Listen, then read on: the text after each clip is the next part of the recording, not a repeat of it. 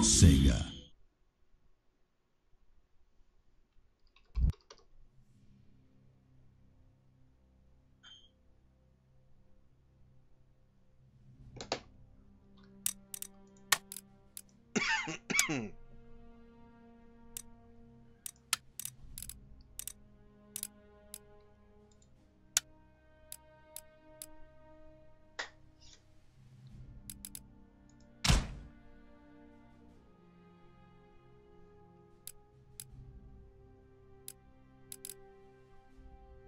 Okay, we'll get started here in just a second.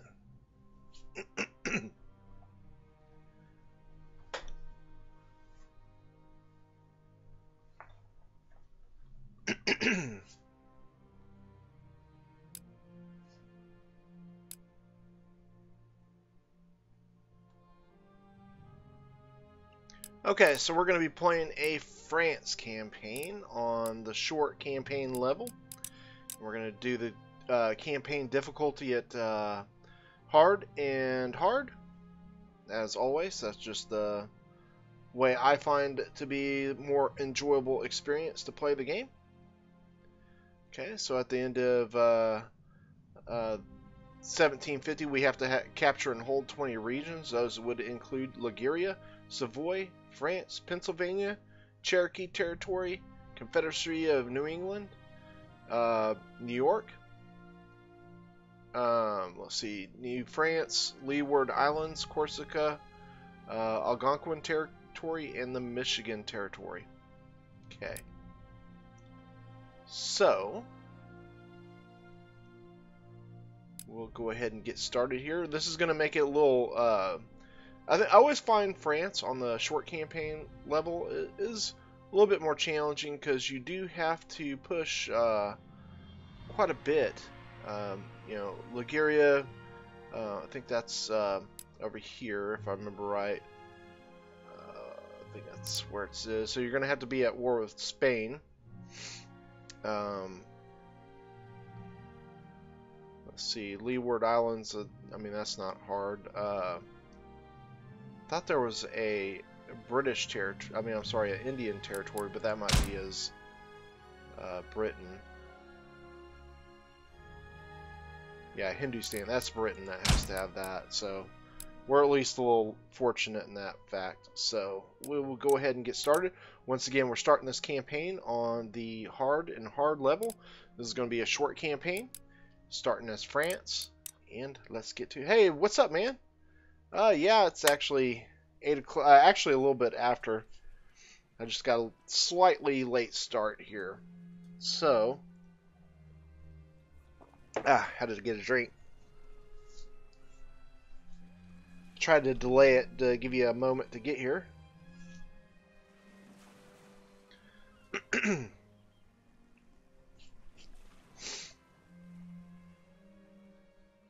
Your first priority. Okay, so we don't need her advice. I should have taken that off. I forgot to do that.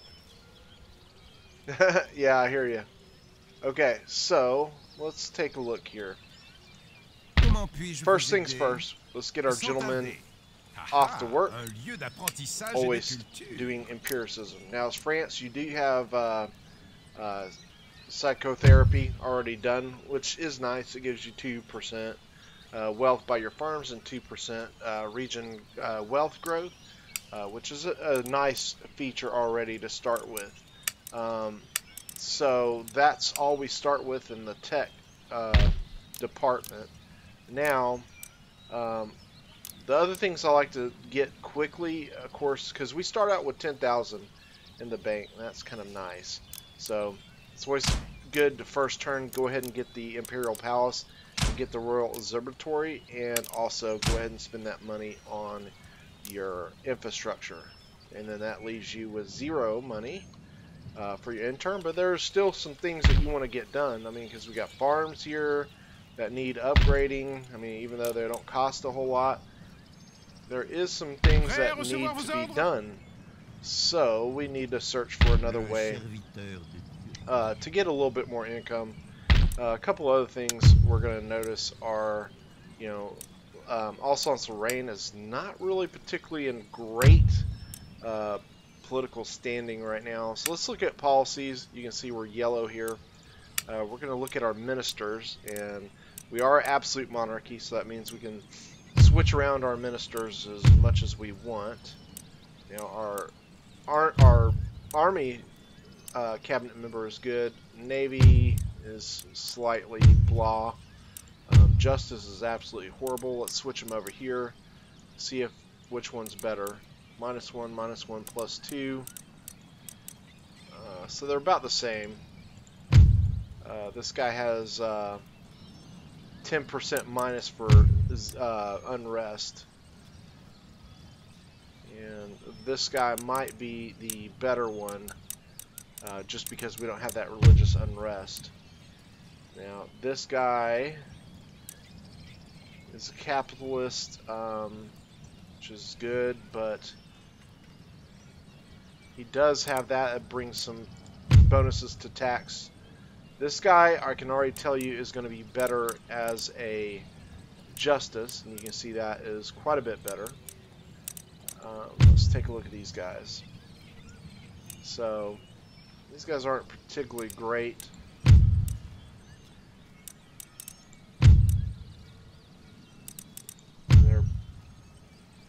This is probably the better of all of them. He's actually a pretty decent treasurer. This guy, a tactician, but you can see here also we have this guy that's our minister in the Americas.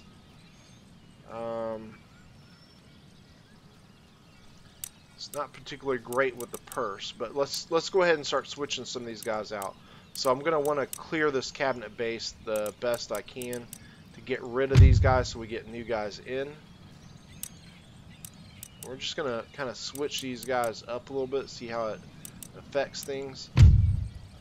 This guy is 37 years old too. So let's look at this. This is probably the best scenario.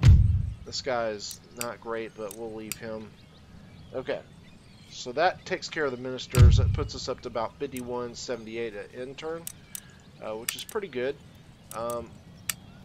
And one thing I'm going to do pretty quickly on is I'm going to force a actual revolution, and I'm going to do that for several reasons. Number one, France is an absolute monarchy. It takes a lot of time to build up your economy. You already start off strong, but it doesn't stay strong. So we want to look at that. Now, a couple other things. We got several armies all over the place, so we're going to have to take a look at that. We're obviously going to be at war with the United Provinces quite quick, and most likely Austria as well, with the inclusion of Württemberg, and of course Great Britain. So there's a couple things here why I like to declare war on Great Britain. First off is because obviously they do have accesses to fifth rates, and that gives me fifth rates right off. And you can see we still have a lot of stuff that need to be fixed up. So like I said, you got a vast territory, but it can go away extremely fast, because most likely after this first intern, the Huron are going to declare war on us, is the same as the Iroquois, and then also the what do you call it? The Inuit are also going to declare war on us. So couple things we're going to do to try to prevent that. First thing first, let's try to get some money. We're going to look at anybody that borders us, like Spain, and we're going to see about giving them military access, and we are going to ask for some money for that. Okay, they did it. So we got 1,000 there. Let's see. Some other nations that border us are going to be Savoy. Now, they are not happy with us. They're hostile. So it's likely they will not fall for this old ploy. And they do not. Okay, so that pretty much takes care of most of the borders. But we also have Westphalia, and we are going to offer them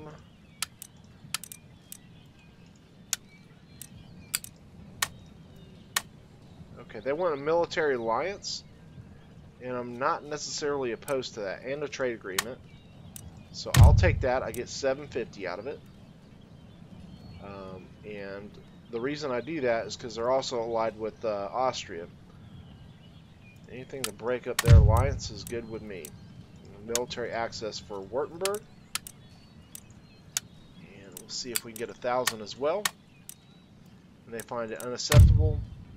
Let's see if we can lower it down.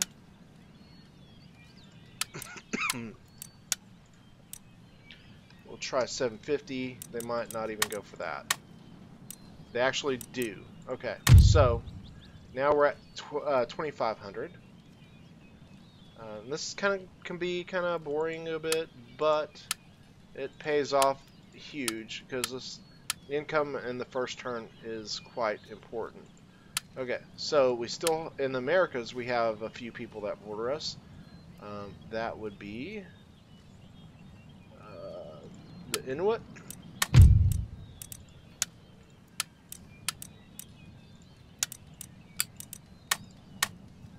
And if they want to give us money, then heck, I'm taking it. Okay, now we're going to try the Huron. Okay, got them. Iroquois.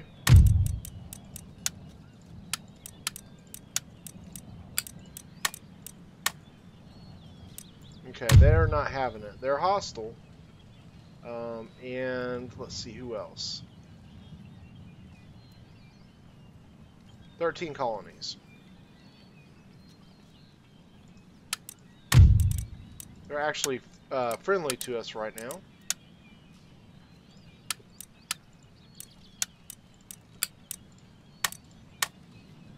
Okay, we got that. Let's see, who else could we possibly get? I think that might be about it. So that you can see we already grabbed up 5,500 extra in this, and we're going to want to spend some of that here in the colonies to get this region up and running. We need to get military troops in here. Because obviously what we have in this region right now is pretty crappy. So we can do it a couple of different ways. We can start building up some of our troops here, which I think I will. I'll build up one of them and one militia, and then as we get that setup, we'll be able to do that. Next thing is, this is going to be under direct conflict with the Dutch Guyana, so we're going to need to go ahead and start recruiting here as well. And this is going to be, again, vitally important for us because this is a very important region for us to hold on to. And we're going to build an Indian men right here. And the reason I say that is because it's got immediate access to the trade nodes, and also it is a region that develops to be a quite rich region. And if we can get some men over here to take Dutch Guyana, that can really improve our economy a great deal. Okay, so that leaves us a little bit of income left over. We're going to build this. Now we are empty. And we are going to now look at some other ways we can make some money. And that would be now setting up trade agreements. And we're going to set up trade agreement with Maratha. And I'm trying to think of who would be else good ones. Okay, so right now we're with Sweden and Spain. Those are probably pretty good, obviously, Spain. Prussia will probably be at conflict with us at some point, as will Poland and Lithuania. Ottoman Empire might be kind of an interesting trade partner, actually, in the fact that one of our trade routes is actually in our southern port, and it might be a pretty good option for us to go with them as a trade partner. They want a military alliance. They want $90 for it. Now, this might be a good time, since they're wanting that, for us to see if we can grab up canister shot. And they are not wanting to do that. So, let's try a different approach. Let's go trade agreement. Spark that again. Now we are going to offer military access indefinite. Technology. And see if they go for that. Most likely they won't. Yep. Canister shot is a pretty important thing. Now we'll trade with them for that here shortly. Since they're not wanting to do that, let's see if we can go ahead and find a minor nation we can probably trade with. And we're friendly with a few of them here. 13 colonies, doesn't matter, we'll be at war with them. Venice might be a pretty decent trade partner. They want a military alliance, but they want us to give a region. They want to give us Moria, which will put us at conflict with the Ottomans. Now, I'm not necessarily opposed to giving them Newfoundland, simply because it'll be hard for us to hold on to. Newfoundland, not Acadia. But I'm going to want some money for that.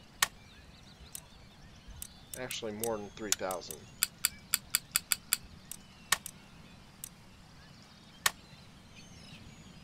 Okay, so he does it. So that gives us an additional 7,000,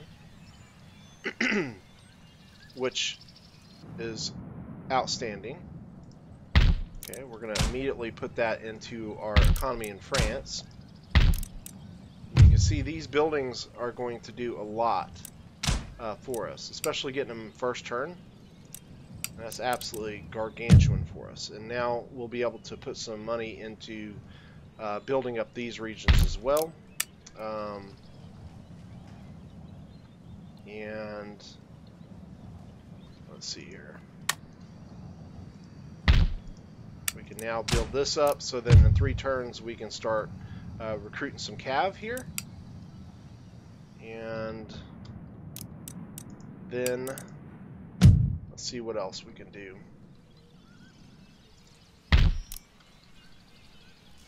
Infrastructure, obviously. Okay, there we go. Alright, now is the time the battle starts. Okay, so right here they got a sloop, 6th rate and a 5th rate. Let's go ahead and declare war on Britain. Let's escalate things right first turn. Declare war. Should we call our allies? I would say no. No need. It's fine if we go to war with all these guys, which we go to war with 3, Portugal, 13 colonies, and United Provinces. So, that being said, we're going to take just our 5th rate, and we are going to fight this. And let's start this as...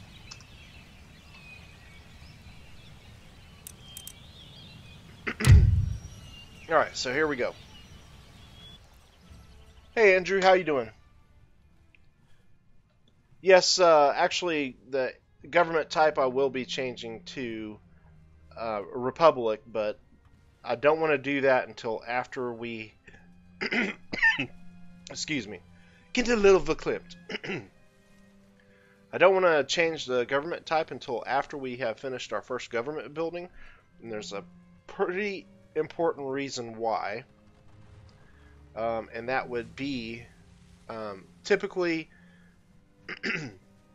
once you have that unit, that building built, when you have the rebellion army, you have the access to possibly in the rebellion army get several Bukele regiments, which is my favorite in the game. And since you can only recruit 1, I would very much like to be able to possibly get 3 to 4 more. So I'm doing absolutely great. So yeah, that's why I usually wait till after I have that government building built up, and then we will go ahead and switch to Republic. And again, the reason we want to switch to Republic versus Absolute Monarchy is hard to grow your nation, and it's also extremely difficult, or not difficult, but it's a lot slower to research. So you get research buffs with being a republic, or also a constitutional monarchy. And a lot of actually constitutional monarchy is my favorite, but for France and France purposes, we're going to go with republic because, geez, they're just cool with the flag, and it's just cool to do it.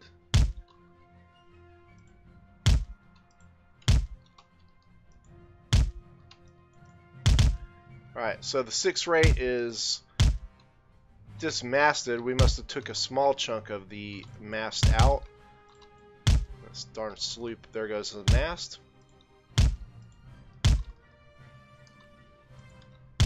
Aha! Not yet, but we hopefully can get a mast on this turn. There he goes. He's about ready to break. Now we can go on the aggressive side and go ahead and capture these ships. There's one down.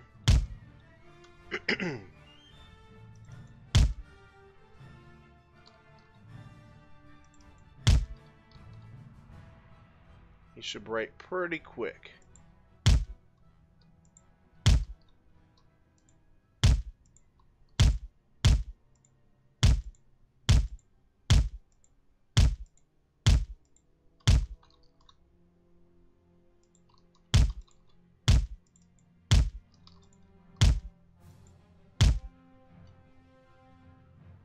I'm surprised he hasn't broke already.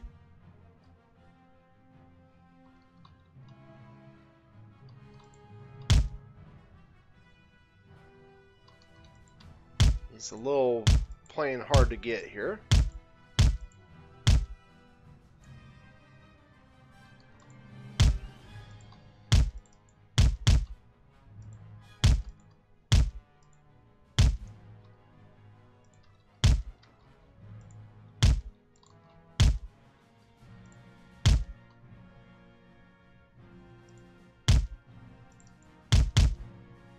We're just going to sail by him. Start hitting both these guys at the same time.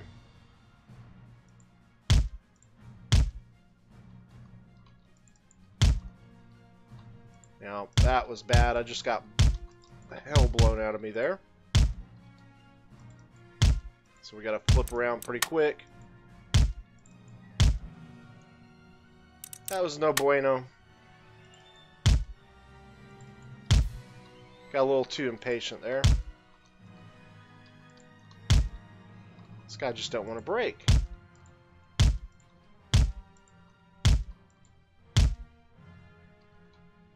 Okay, finally. Alright, Mr. 5th Rate, your turn.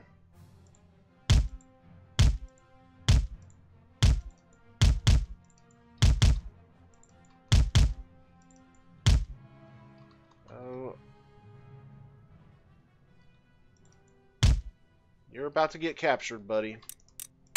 Let's go ahead and knock that mast down. There we go. That should encourage them.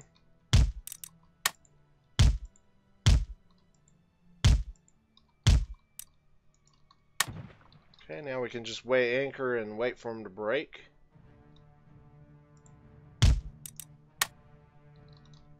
Should be pretty quick. He is shaken.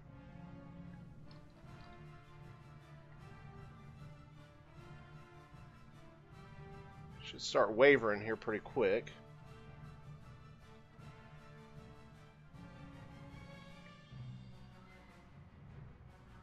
There we go. Come on, break.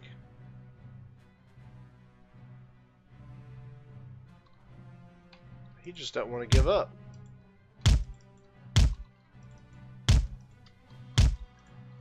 Getting a bit close, so we got to reposition here.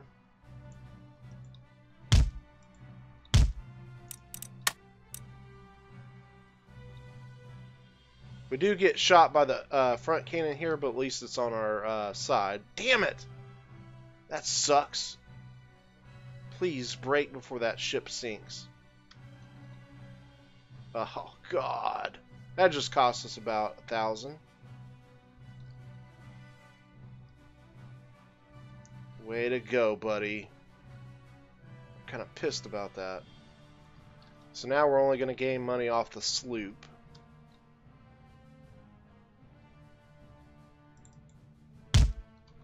This is your fault. Dromardare, or whatever the hell his name is, this ship.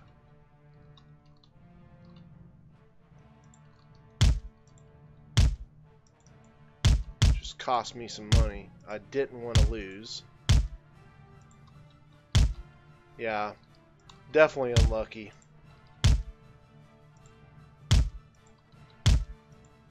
I guess our canister shot opened up a splinter match fire or something. That or somebody was playing with matches in the kitchen. Alright, he surrendered. He's on fire too, which is unusual. Must be dry there right now in the ocean.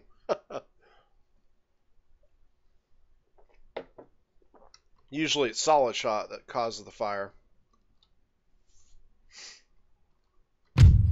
Alright. We definitely want to take the 5th rate. And that only gives us 560. Sucks. Alright, so that is done. Should be a fleet up here. We'll take the 2 6 rates. Where'd they scurry to? Let's get these guys fixed up. Okay, so we're the Dutch as well. So we'll have a 5th rate coming from them. So what we're going to do is we're going to put our 2 6 rates right here. And we're going to raid this shipping line. That's going to most likely force these ships over here to come after these 6 rates. And then we can fight that battle. Over here, we're going to raid this. Okay. So that should give us a pretty decent start there on turn 1. Let's see if there's anything else we need to spend money on. At this point, I think not. Now, let's go ahead and move you guys up here.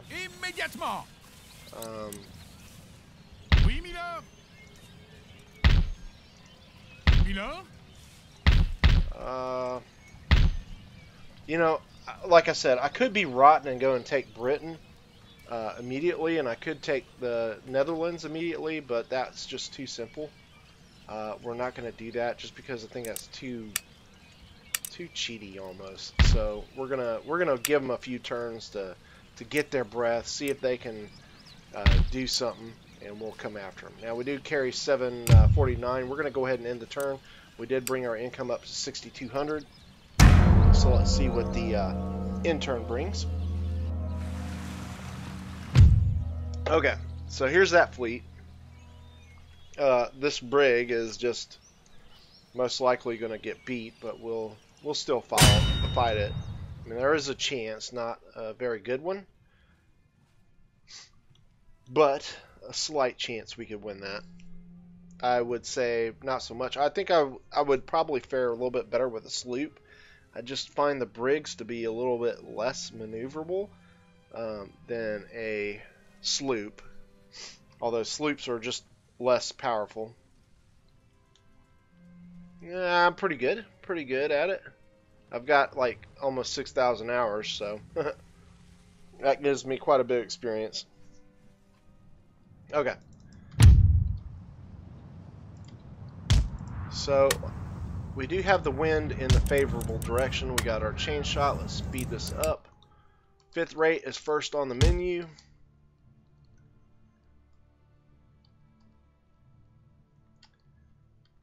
Okay.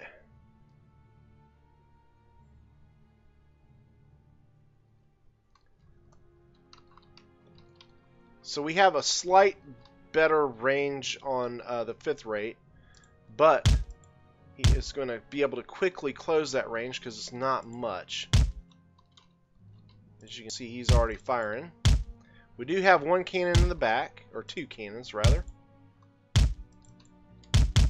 We gotta hope that we can knock a mast down here pretty quick. Otherwise those front cannons will start wearing on us. And he's going to try and get a broadside on us, and he does. That is going to spell doom. I just couldn't get out of range. Most likely that will be the end. But we still got a little fight in us. We just lost like a crap load of cannons. We can still outpace them, so we do have that. Our cannons reload quite a bit faster.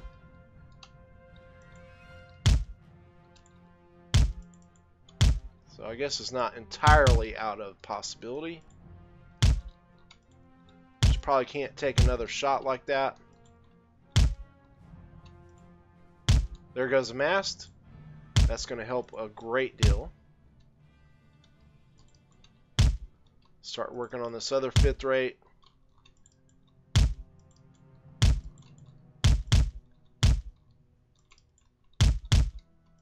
Let's just see if we can... we just made it out of his range.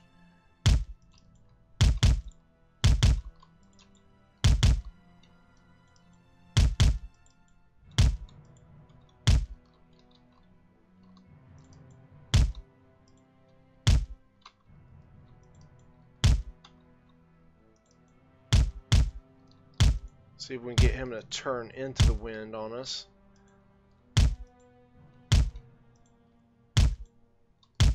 Even after we get all these masts, it's still going to be hard to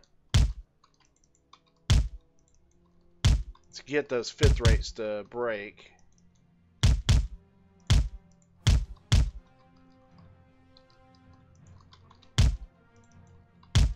Yeah, it's kind of difficult playing a laptop. I play it every once in a while on my laptop, but I always prefer it on the PC. It's just a little bit easier for me.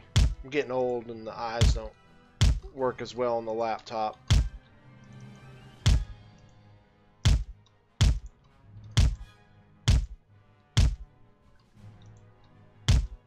So you can see how we can keep the distance from them.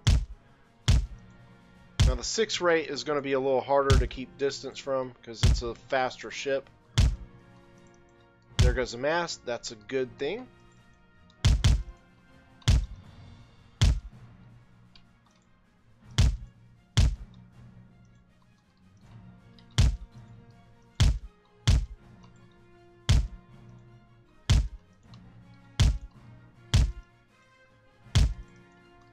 Okay, here comes the 6th rate.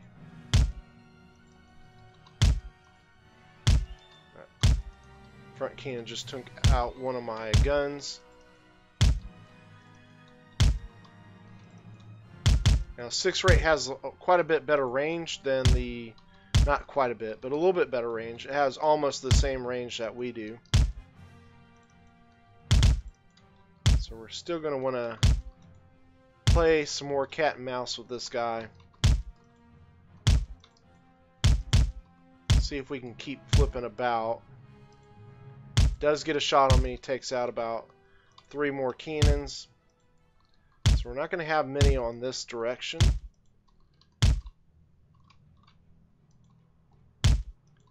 But the other problem I face is I'm getting close to the red line. So I'm going to have to kind of make a stand here. Because once I hit the red line, I've got to then maneuver past them.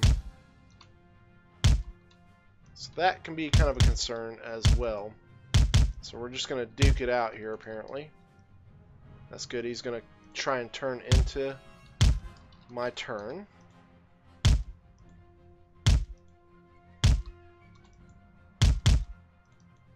Almost.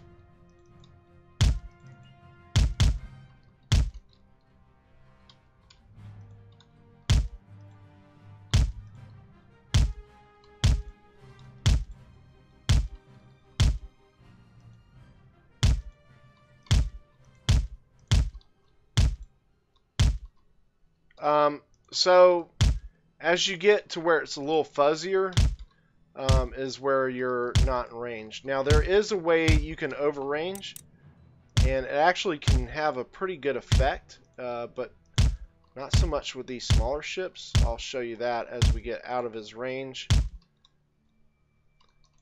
But it's really only effective with the chain shot if you're out of range, and it's doing manual fire.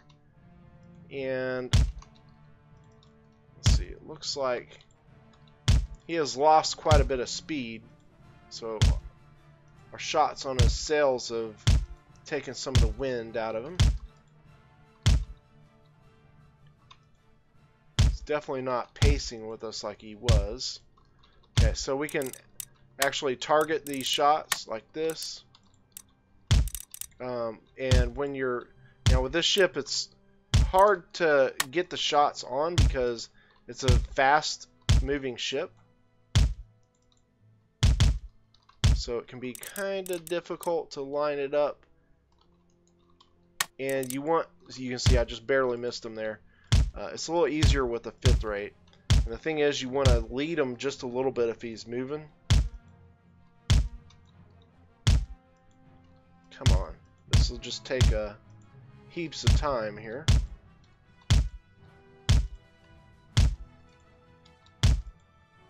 There goes the mast. Sweet. We still got, the thing is we still got several masts we're going to have to take down. This is definitely not the end. We've done some decent work here, but we're not out of it yet.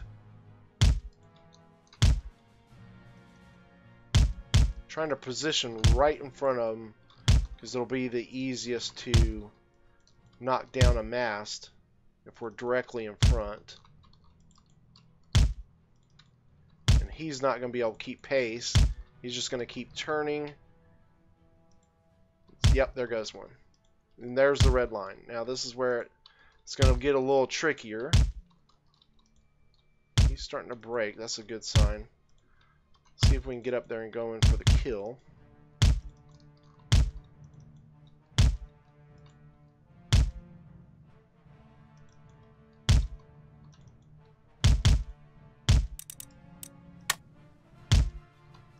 If we could break him now, that'd be just spectacular.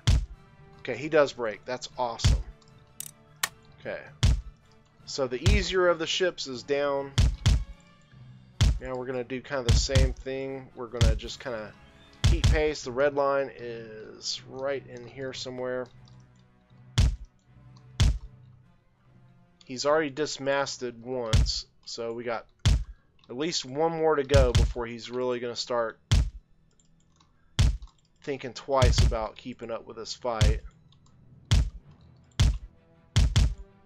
And I can't turn him too much or else he's going to turn out of the wind. So I've got to kind of take this fight here. We just lost another cannon.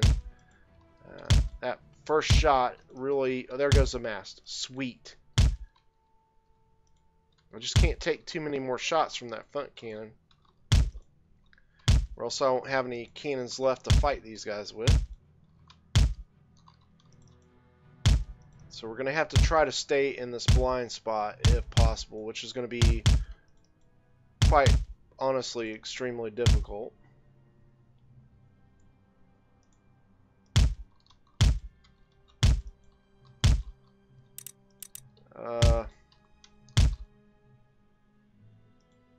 Just out of range.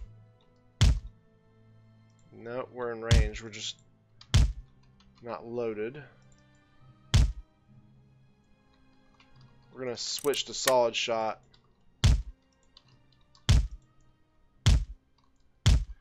That wasn't good.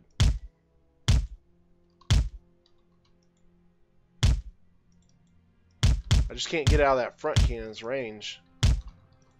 And here's the red line. See, this is where they're just running out of space.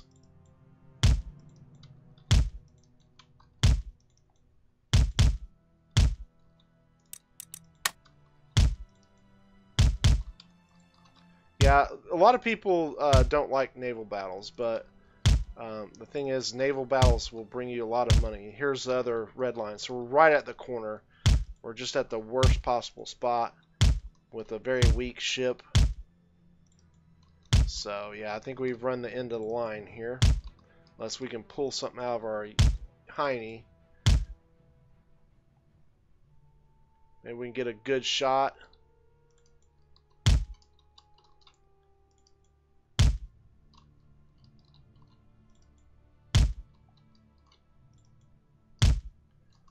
Okay, so the thing is, my next best move is now we're going to be fighting against the wind, so their sails are going to be down. So there's no point in keeping the chain shot on. So what I'm going to try and do now is see if I can come up around behind them and see if I can get some shots in the back, which is going to be extremely difficult. And honestly, this is probably just a lost cause. I'm just going to go in and end this one. Just because it will take probably an hour and a half, and you can see I'm already down to 20 minutes. So we're just going to go in here and end this one.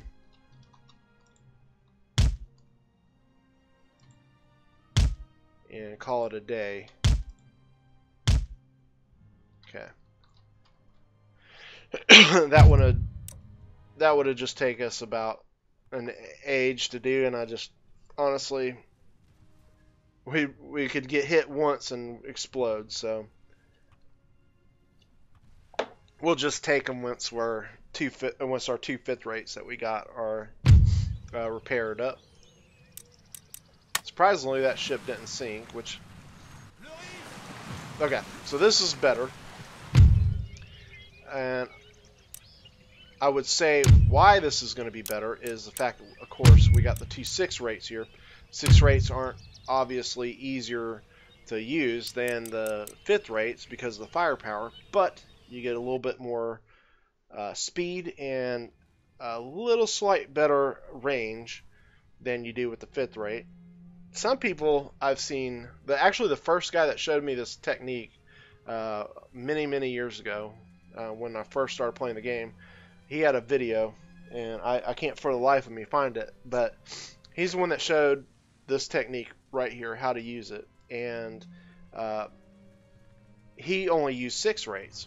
That's all he used was 6 rates, and he would, which I mean that's a great thing if you can use 6 rates because they're a lot cheaper than a 5th rate, and I mean so obviously every 6 rate you have less a 5th rate, that adds up in your economy quite a bit. So to me, I find it the battles go so much longer with the 6 rate than they do with the 5th rate. So that's why I just love 5th rates. They're just such a great balance of firepower with speed and with range. They're just the perfect combination. Just need him to come into the wind a little bit more. His sails are not up yet still. Come on. Come at me, bro. Come at me.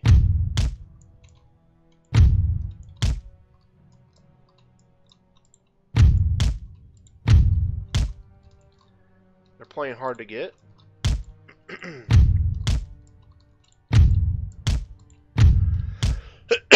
They will eventually lay chase. We'll get upwind on them a bit.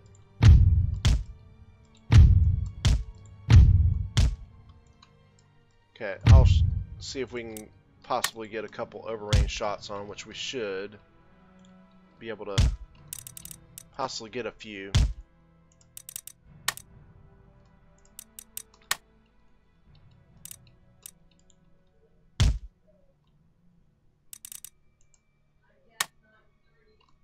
Just slightly out of range.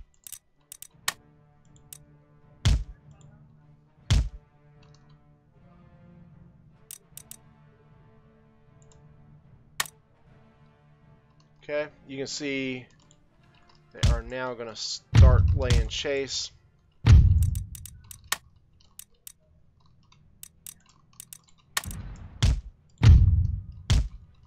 Should be in a range here in a second. There we go. Let's do this, Mr. 5th rate.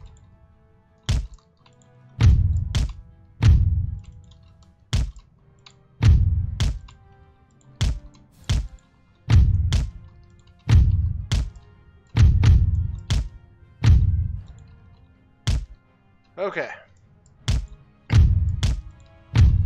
Keep him from flipping.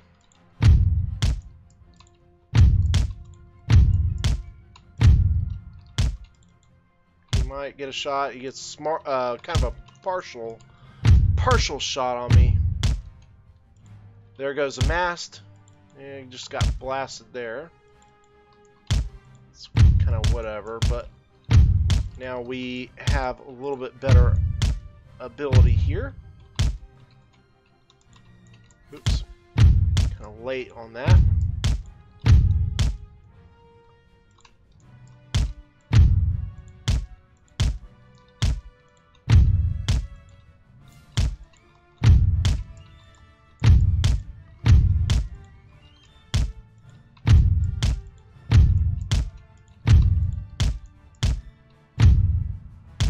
Alright.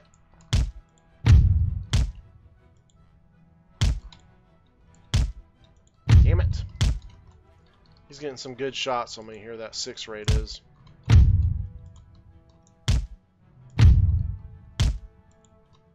Damn, that 6 rate.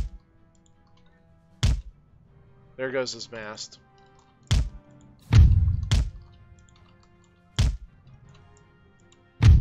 There goes another mast. Okay, so they're all dismasted at least a smidge.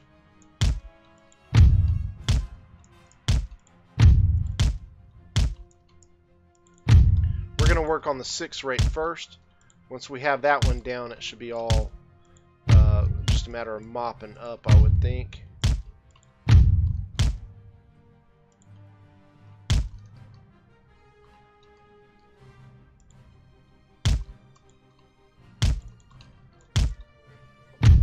Okay. There we go.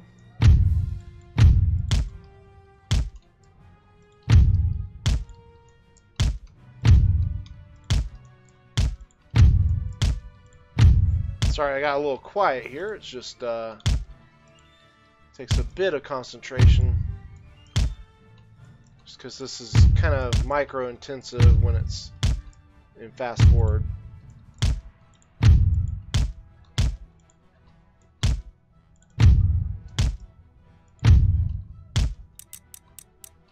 He's starting to waver.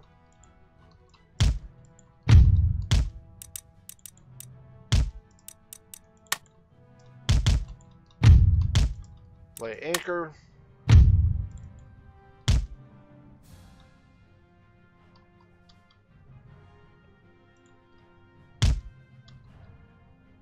You know, I used to have trouble doing one ship too, Steven. To be honest with you, it just takes a lot of work, and I find so when you move the camera a bit, it does slow down the speed, and that helps me to be able to shift around a bit, if that makes sense. So we are getting kind of roughed up here a little bit.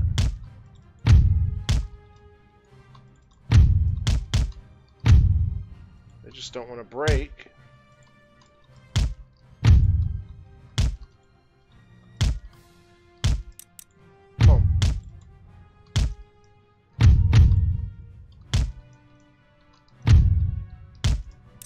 We're going to give him a solid shot here.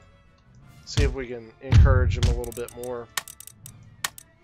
Because I am starting to get roughed up here a bit. Might get out of their range for a minute. Because that 6 rate is just not wanting to give up.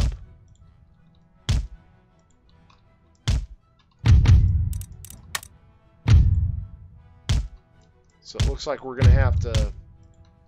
There goes the mast on one of the 5th rates.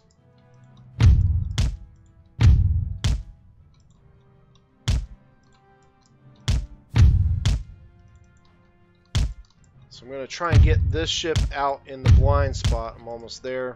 That should be about it.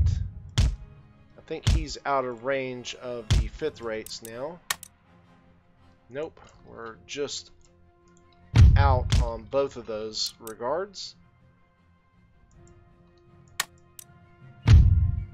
Go.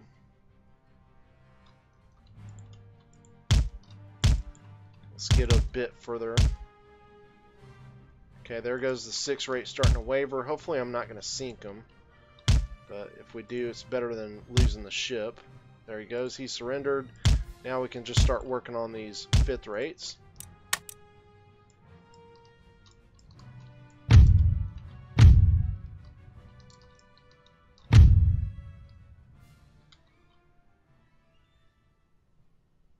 Okay.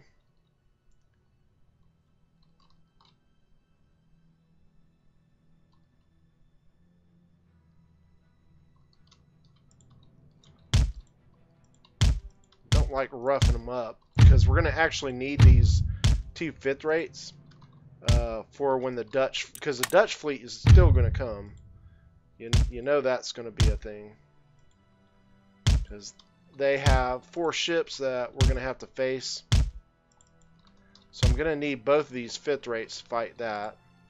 I don't mind roughing up one of them, but I'm definitely, if I have at least one of the fifth rates in pretty decent shape, should be no problem.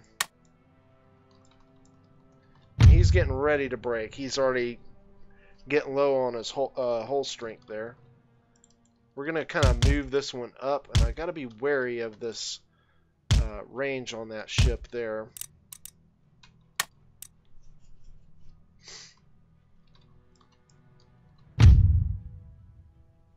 Okay, let's go in for the more aggressive approach. Come on, you got to be close to breaking, buddy.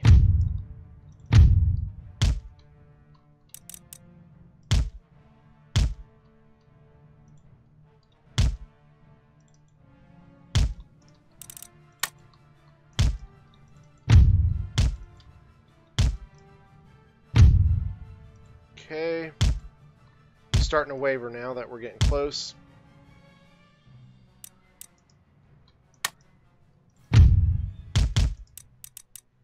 Alright, he's broke. Sweet. Now we can just come up in the blind spot over here. Oops. Or not.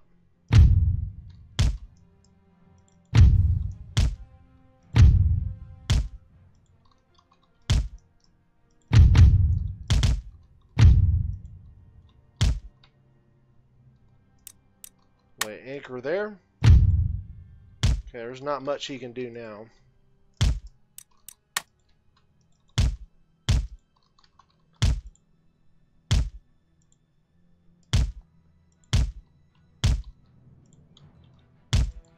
We're going to get this fifth rate in really good shape, too.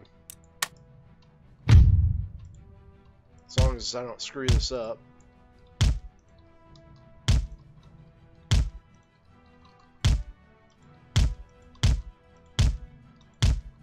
Okay, there we go. Now it's just a matter of waiting it out. He can't move past us because we're blocking his approach. Come on.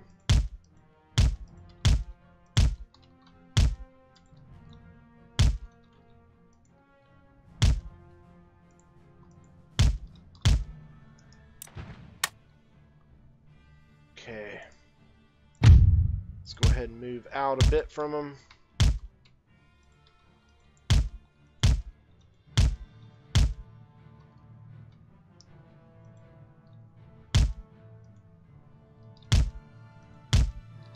Well, he is fighting it, isn't he? Resistance is futile.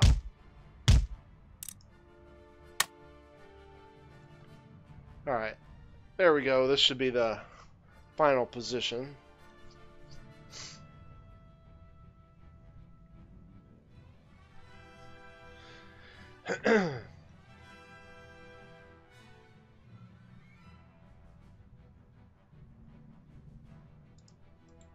Or not.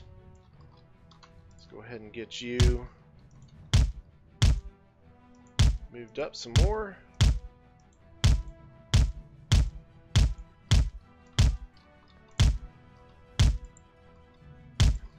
Jesus, he just doesn't want to give up.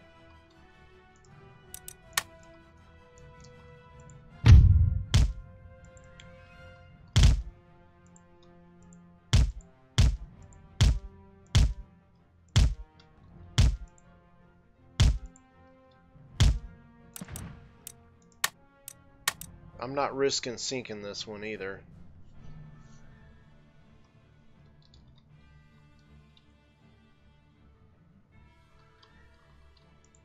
Yeah, it just takes it. Honestly, it takes just a little bit of experience, um, and once you see the techniques, it does kind of sink in. So I think you'll be fine. It's just like I said, there's just a few techniques, knowing the AI's weaknesses, and it's all kind of downhill from there. Especially once you know how the economy works. You know, if you can build a strong economy, I mean, worst case scenario, you can beat them through attrition. Although the AI does get a lot of cheats when it comes to the economy, so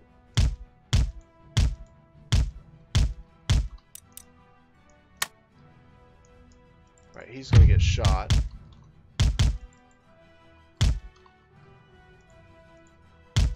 Jesus, this guy is just not wanting to stop.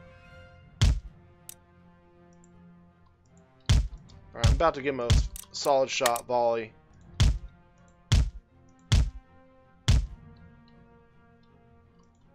And now I am going to give him... see if we can knock that mast down. And once we take that mast down, maybe that will... Yep, that did it. That's good. I just had my ship there waver. That's my admiral's ship too. Should be just a minute.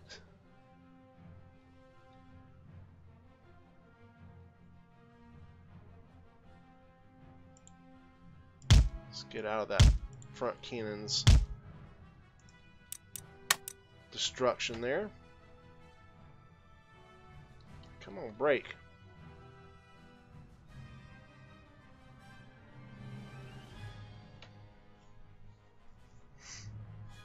Almost.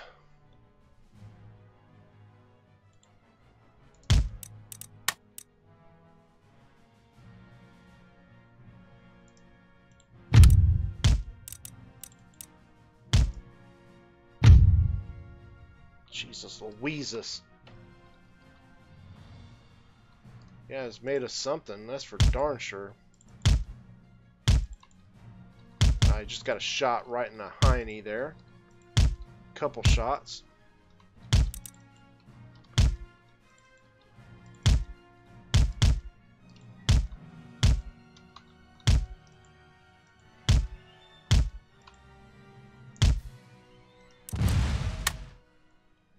Alright, you're screwed. You should give up.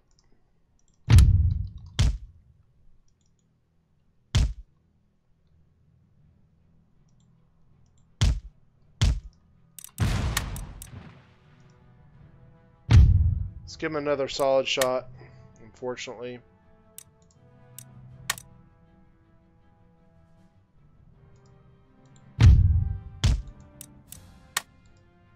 Come on, for Pete's sakes.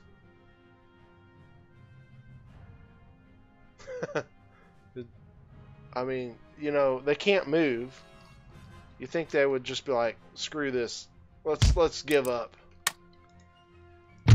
Maybe we can have a nice life on their ship as the cook or something, you know?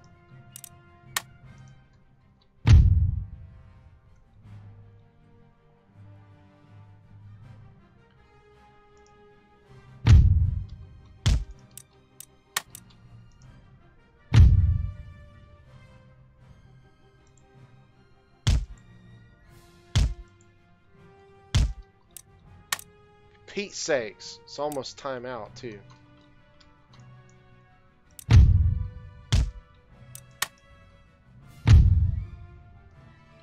Damn it, I want to keep giving him solid shot volleys.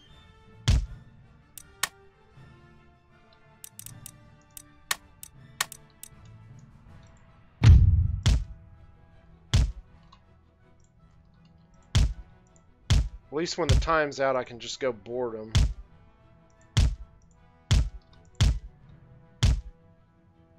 No, they definitely don't want to be taken.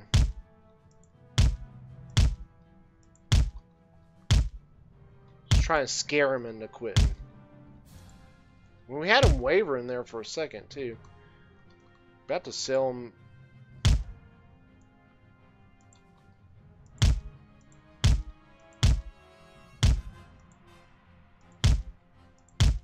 don't know what they think they're going to accomplish here. It's not happening for them.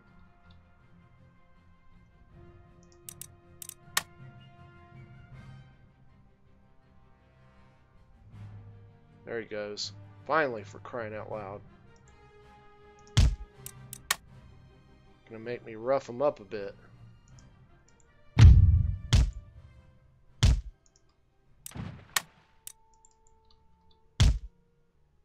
Alright, there we go. Let's go ahead and board them. And then that is that. It's because time ran out. Little bum.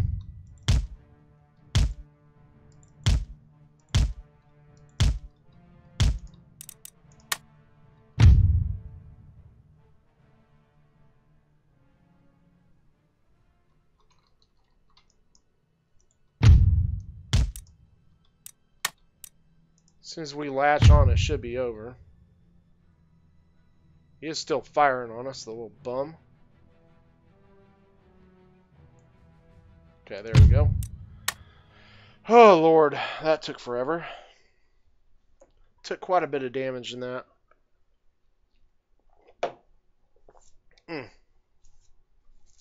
But we gained 2 5th rates. And a little extra money to boot. So, I am quite happy. Let's take them. We'll gain 781. Now come on with the Dutch. Bring it. I got 2 5th rates for you. Even damaged, it won't be no problem. Bring it. Come on. They don't want any. They sailed their fleet off somewhere else. Well, make no mistake. I'm going to repair these guys, and we're going right for the Dutch. And then we'll just continue to let the British recruit ships and take... hopefully they recruit plenty of 5th rates for us to take. And then that way we never have to recruit any. Matter of fact, I'm going to tell you another secret. Which one I should have done before we ended the first turn. We're actually going to get rid of that. Ooh, the Iroquois. Yep, we knew that was coming. We're not going to call the Allies. Okay, so we've got a pretty sizable army here. This is going to be a challenge. Damn, I didn't really set myself up well here. Okay. So the bowmen and these guys are all low morale. So I do have that going for me. But I don't really have great units either. So, yeah, this is going to be kind of a difficult one. What's up, Zach? How you doing, man? Join along for some French fun. Get your French fries, your French bread, and your French dressing. We are doing I know it's bad dad jokes, I know. I got lots of bad dad jokes.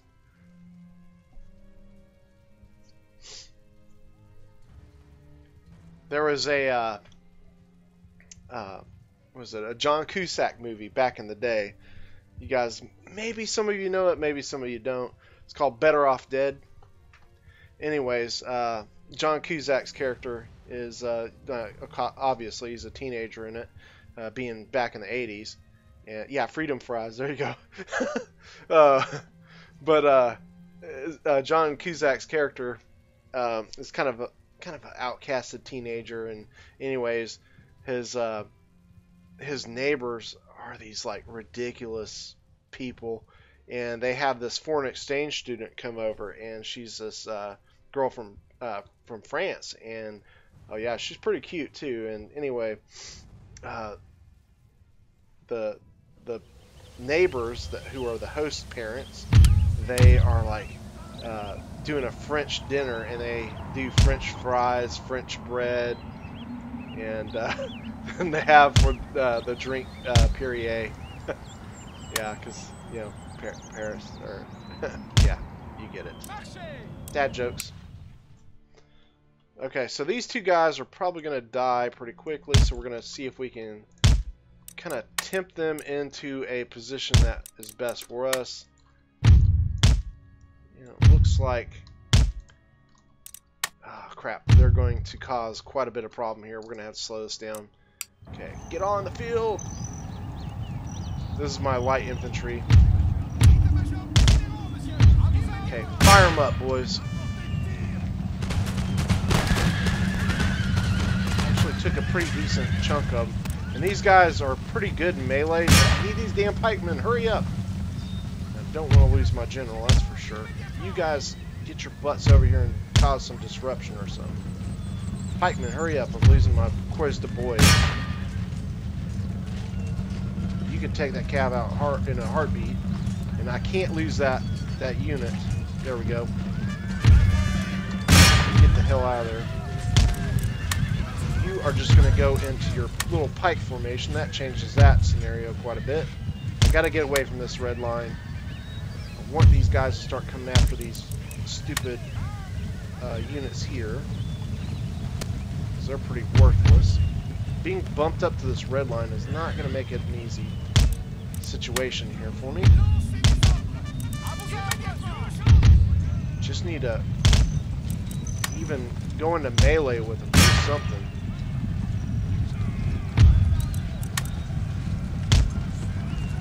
Alright, damn it. You.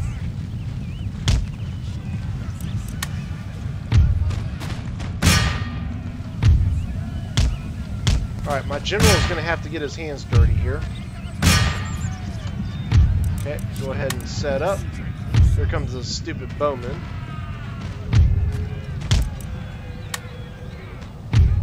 Hopefully my general doesn't get shot.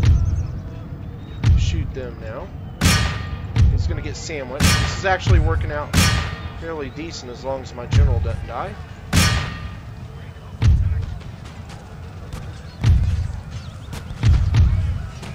Now let's just... Actually, let's get the general back. I don't want to lose him cheap like.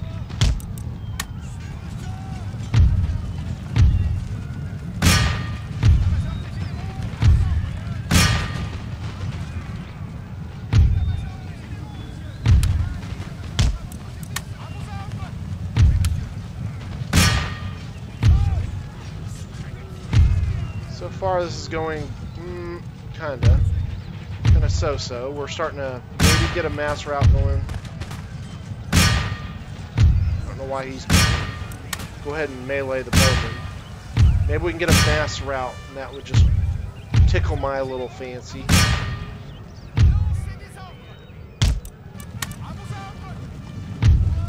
Come on, keep that chain reaction going. Get that routing contagious. Here comes another freaking cav. I need to break them fast. Come on, break them. Good. Come on. You should break. Back.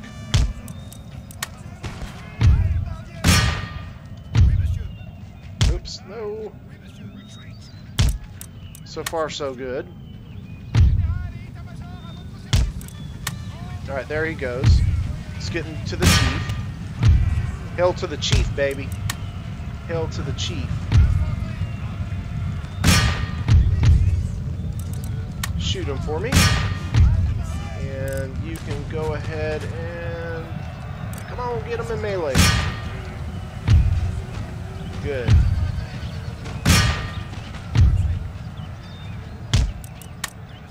I think we got this.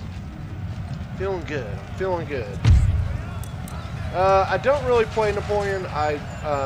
Napoleon is kind of a better multiplayer game than it would be a campaign game. So if you want to play Napoleon, it's better suited for, of course, that campaign. I mean the multiplayer aspect. These guys are out of ammo. There goes one of my little militia dudes. If I can kill this chief, it's pretty much toast time for because the natives are very much morale based, and I don't know why these guys aren't shooting. Other than the fact they suck. They should be shooting at this chief. And I might lose my stupid guys here.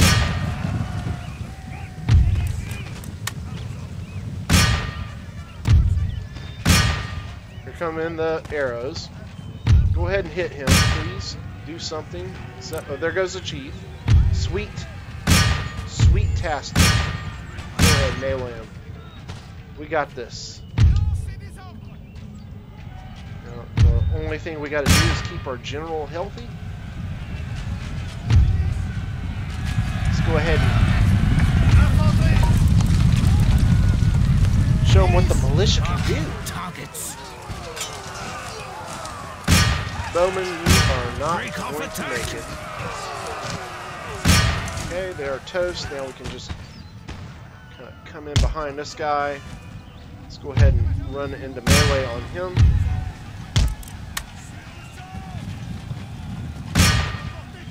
They're flinging arrows at us like it's deer hunting season or something. I don't know what I'm going for. Alright, I might just give the general a little fun since he's running, not flinging bows.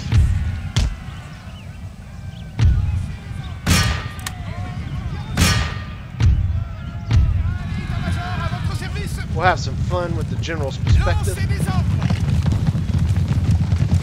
Everybody's going into melee. There's the general. Don't lose your wig. Let's get him out. And there they go. Run him down. Speed it up.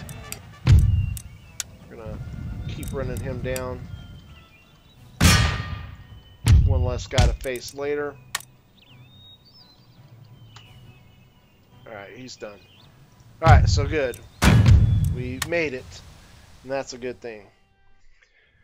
Because if we would have lost that battle, yeah, we probably would have lost both of these regions. So, I have a plan to prevent this from happening, and I would have done it last turn, but I didn't. No excuse. Alright, and see, that's not necessarily a good thing either. En avant pour la couronne et le pays. Now the Huron will declare war.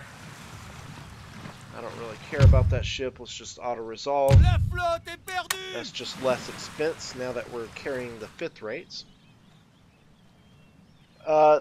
Some of them do, but the thing is here's the Huron. Being that they are melee intensive units, they're going to wear down. And if they lose their general, it causes a massive morale shock to them. Oh, for God's sakes, there's 2 5th rates. And that's going to cause problems because they can blockade this port now. But they so once the chief is dead, it causes massive morale shocks to the natives, and they will drop. And that's why you'll have units in the native arsenal like the what do you call them? The not witch doctors, the medicine men. The medicine men give you something that's vastly important, which is they actually improve your morale. Okay, so we're going to take 1/5 rate. Should be all we need. We'll go down here. We can start a fight with Portugal, get their ships, and then take that 5th rate and go around and knock out the guys over there. Alright, he's going to hold that port down. These 2 5th rates need to be repaired. Okay. So we got almost 7,000 a turn is what we're up to, which is really good. A couple things we need to get done that we didn't get done last time. Build up Alsace-Lorraine. Let's take a look at this priest. Probably leave him here in France for the moment.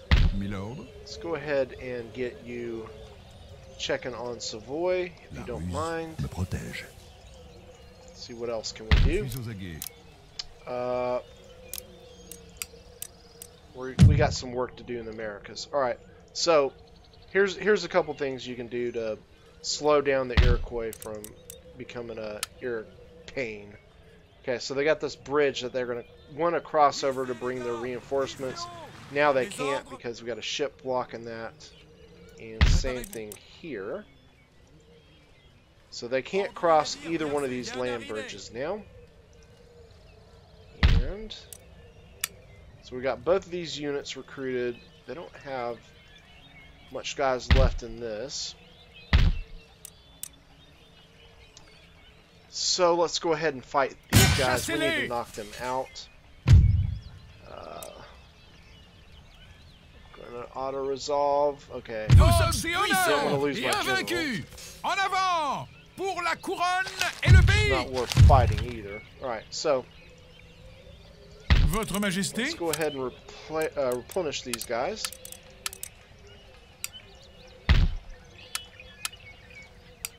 Get that built. And we are still 2 turns away from that. Build one more of these guys. And I think we're okay there. Okay, so down here,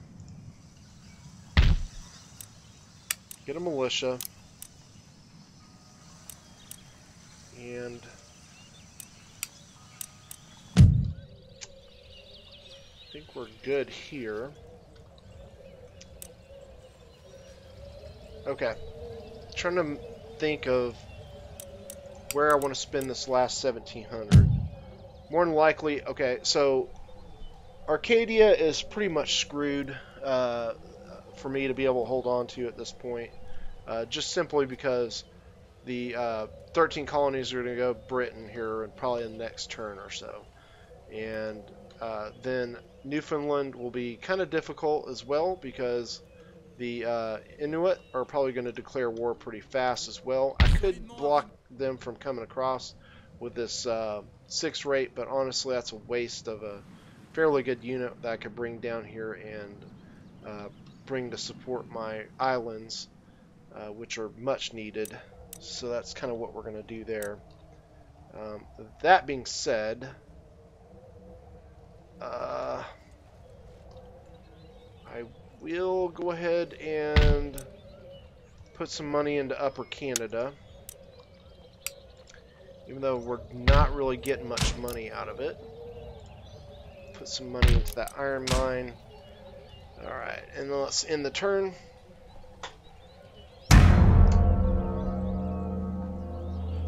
Okay, so Zachary says multiplayer is too much microing. Yeah, it can be, especially if you're doing like grassy flats. It's a lot more. There are some maps that you can fight that will actually be pretty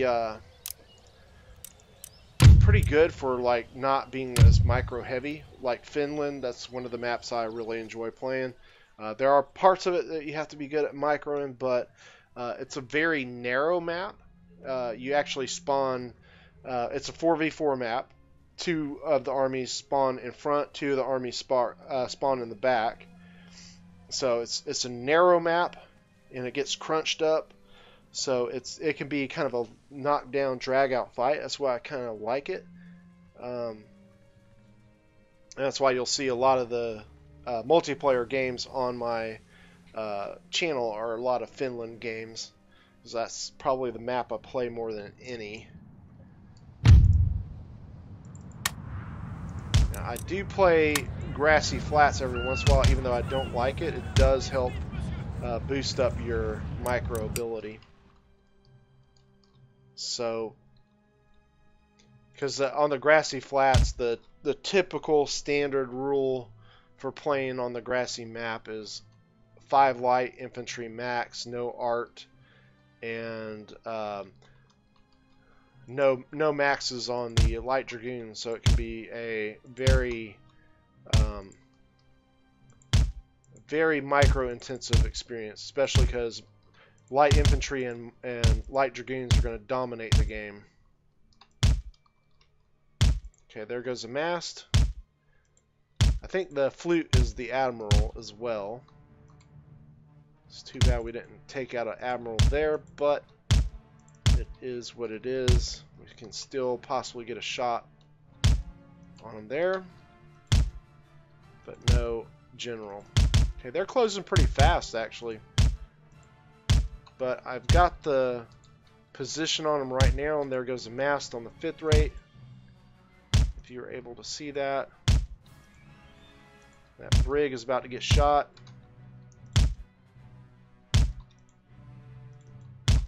He kind of had his side to me, so I didn't get a good shot on his sails. Now that one should be a good shot.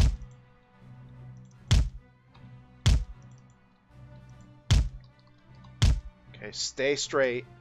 There we go. That should be a decent one. That was fairly decent.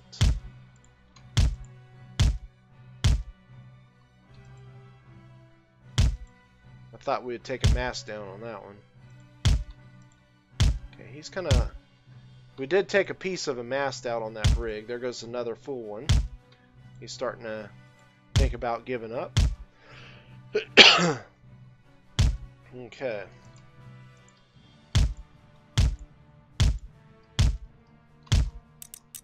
Damn it, I didn't want him to shoot at that one, because all of his masts are down, but oh well. Couldn't get to the button fast enough. Okay.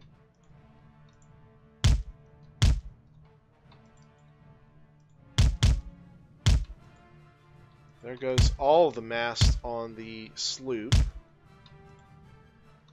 I can keep shooting at the sloop because the 5th rate is right behind them, so I have a shot at shooting the 5th rate right behind them, because that's the great thing about the chain shot, is it will shoot multiple ships.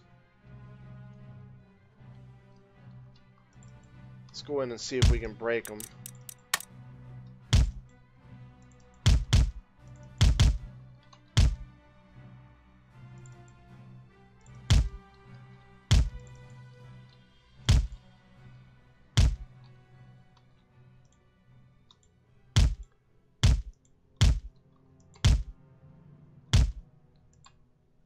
Alright, the sloop is almost done.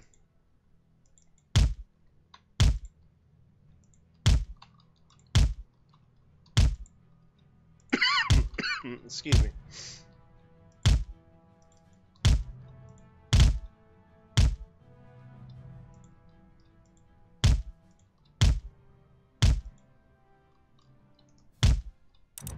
Alright, he's broke. That's good. This should be a matter of just moments before we win this one now. I don't imagine the rest of them are going to linger around too long.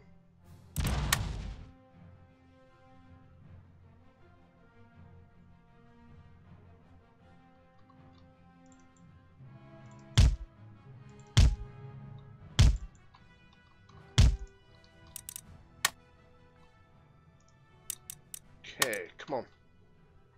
Break them. Let's give him a solid shot. Volley. There we go. Give him one more for good measure. Let's switch to grape shot.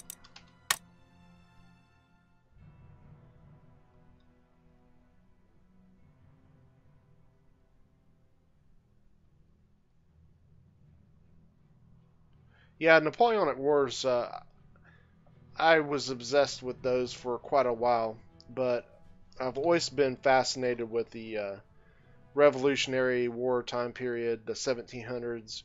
I've always kind of been fascinated with it. Just the age of expansionism and colonialism was just always kind of a interesting topic for me.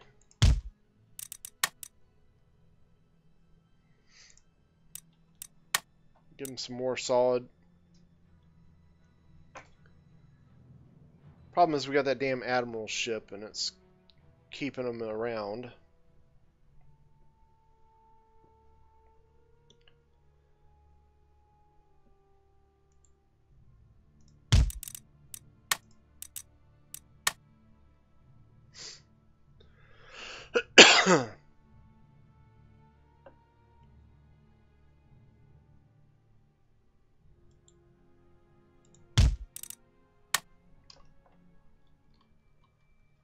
Alright, let's get a little closer.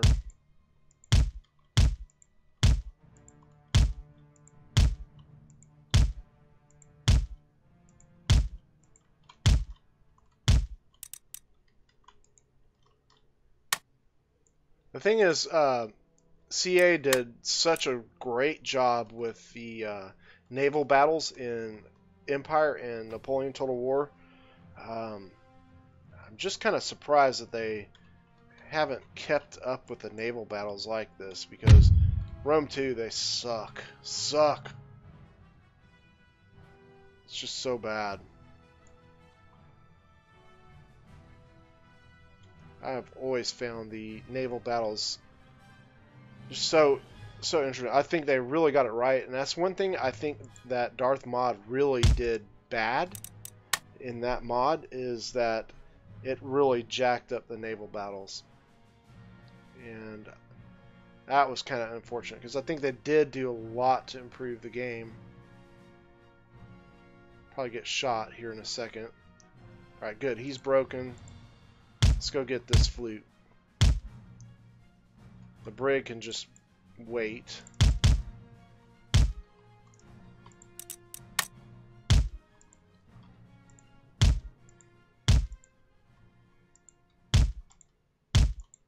See if we can knock that last mast down. Come on.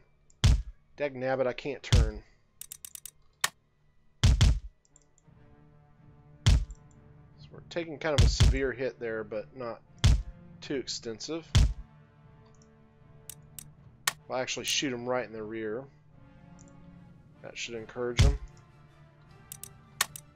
Okay, the brig is giving up.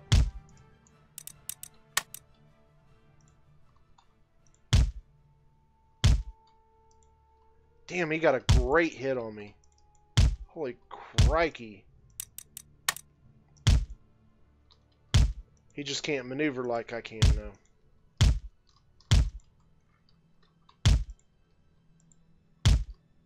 Yeah, just one ship.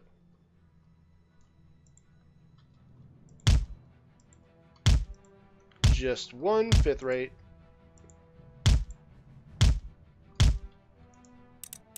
Alright, he's toast now. There's nothing he can do about it.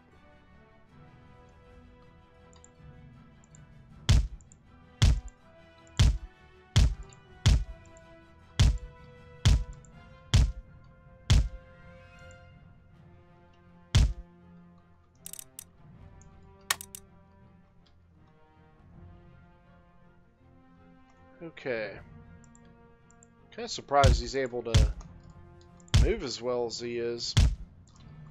See if we can hit that mast. Of course, I don't know what the hell they're shooting at.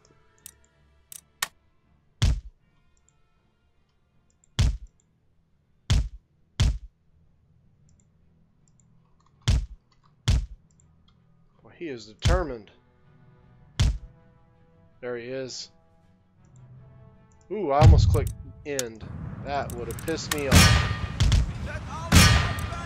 Okay.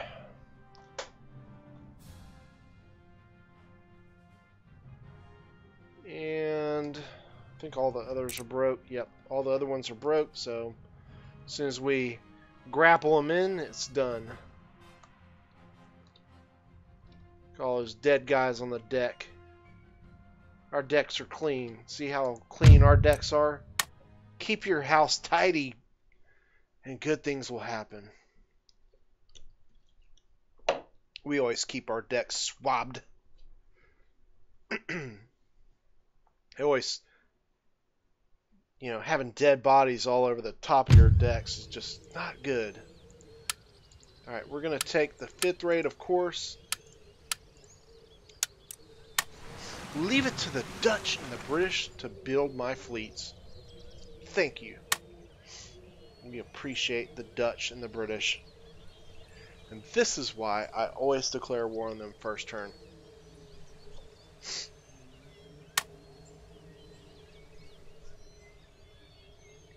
Again, I could be downright rotten and sell an army over to England and take London and Scotland and Ireland and take them off this game immediately, but where's the fun in that?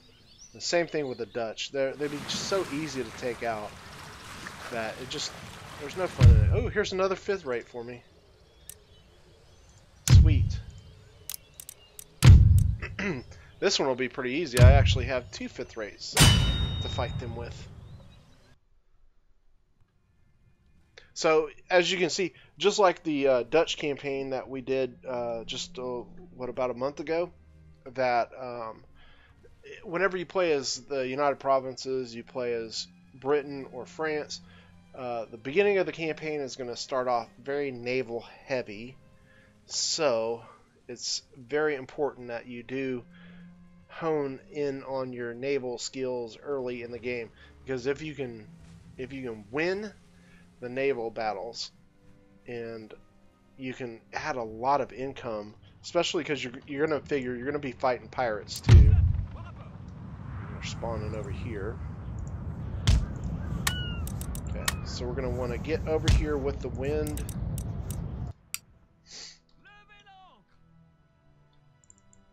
Hopefully they lay chase fairly early on. Alright,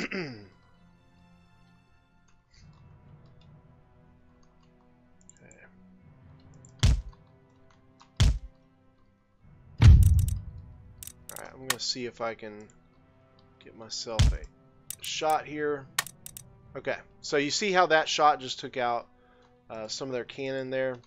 When you overrange with the chain shot, it does actually give you some pretty decent hits, although I missed that time.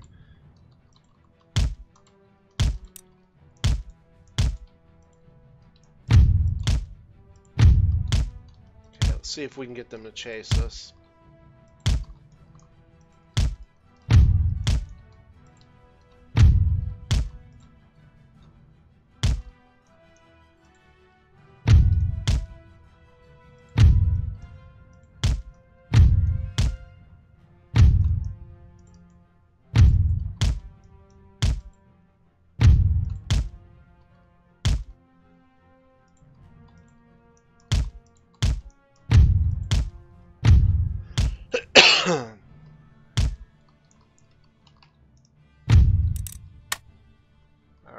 Got to lead them just a smidge. This might be just out of range. It isn't. We actually did pretty good on that one.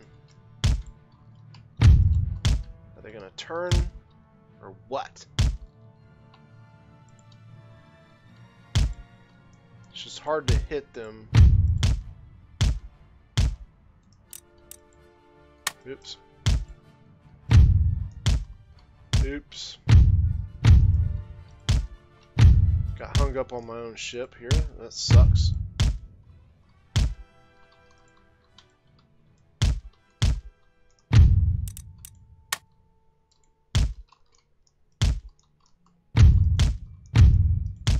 Anything to get them to start coming after me. This ship's starting to get beat up a little bit though. Playing kind of sloppy. We just got their admiral. Okay, come on, you got to get out of there. I don't want to gain a 5th rate after I've lost one. Okay.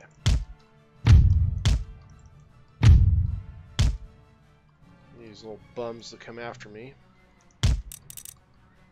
Oops, wrong one.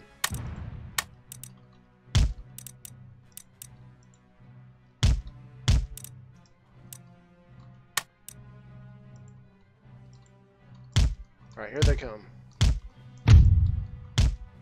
Yeah, he got dismasted, so they're going to start coming forward.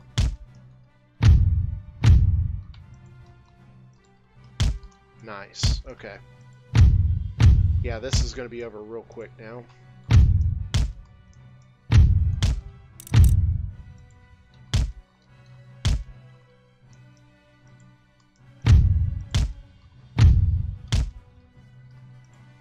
It's going for the kill. There's another mast.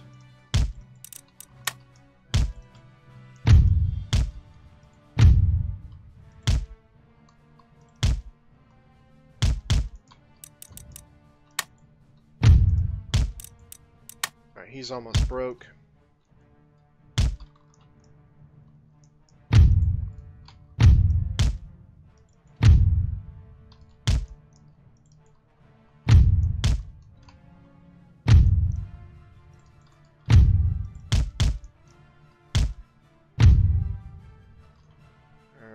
Come on.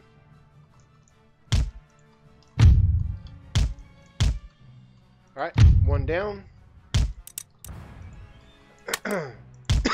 Excuse me.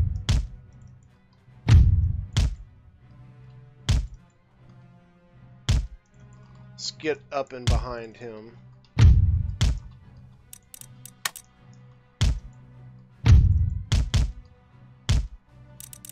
Alright, he doesn't like that I'm behind him, as he shouldn't. That's that. Nice. Now all we have to do is board him. Where the hell? I can't board him with that ship, I guess. Alright, let's speed this up. This should be over real quick. Alright, he's surrendered.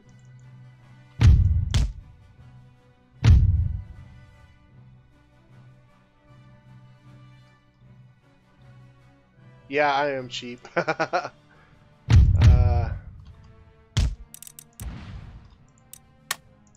there we go. Nice. Thank you, Portugal. Now, I'm sure Spain will probably knock Portugal out pretty quick. They bettered. Unless they, if they don't, that might be a spot we go take. Alright, so we're getting 26, but we're going to get the 5th rate. Okay, so that still gives us 1174. Now, all these 5th rates we're adding, it does have an effect on the economy. Excuse me. It will obviously add expenses to the naval costs, and that is a hard one right there. Damn! If they did that, that's going to hurt the economy. Yeah, so that dropped us to 43, just losing that port. That's why I got to get that fleet over there as fast as possible. Alright. So, how far are you? Still over here. I don't even care about you. Let's get past you. Damn it, no. With the freaking long way. So we're looking at another 2 turns before we can get over here and help our port. Send this pikeman down here. Open that port back up. So that's going to hurt the economy for a few turns.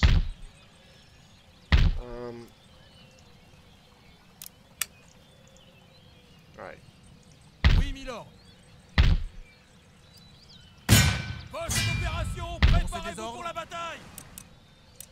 Let's get these guys fixed up. We're gonna destroy that port.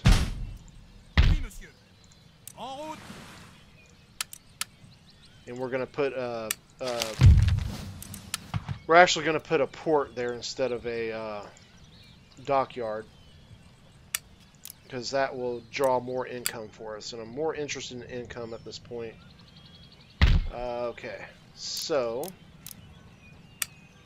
got these guys built up. Let's get that done. Still got that little native army to kind of deal with. Un missionnaire en mission. Let's get down here to Dutch Guyana. Okay. Let's get these guys. I'm going to actually recruit a general. And we are going to push forward. Let's see what they got. So, they got 2 militia. I think we can take them. Prêt. Pretty sure of it. We'll recruit a militia. He can get on to the trade nodes. And we got the 6 rate coming down somewhere way up here. Okay. So at some point we're going to encounter the pirates. And we'll have to fight with that 5th rate. All these 5th rates we're gaining, I'm going to have to send some of them on to the Americas. But hopefully I can come over here. Them having 2 right here, it's going to help quite a bit too. Because I need some in the Mediterranean, obviously, to guard that port. Let's see, we got 5,700 left to spend. I don't think there's really anything else we need to do. Let's take a look at... We still got 2 turns for empiricism. Oh, you know what? We do have infrastructure to build up. So let's get that done. 2 turns there. I don't know if I want to invest in these regions, to be honest. Let's see about trading. Who can we trade Newfoundland to? Somebody that we can get it back from. Somebody that's going to die soon. Then it'll just go rebel. What about Saxony? I love maybe giving it to Saxony. Saxony should die.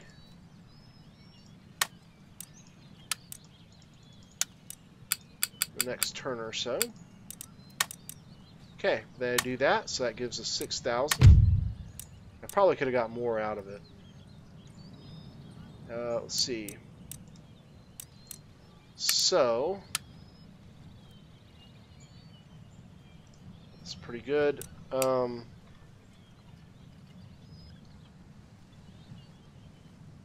Okay. Feeling good about that. That gives us quite a bit of income now. Now I can spend some money getting artillery foundries done, and let's go ahead and build up our, actually, build that just in case, because we're probably going to be under siege over here in the Americas. Not as much worried about France, but we might as well go ahead and do it. And then we'll keep the other 3,000 basically for the next turn.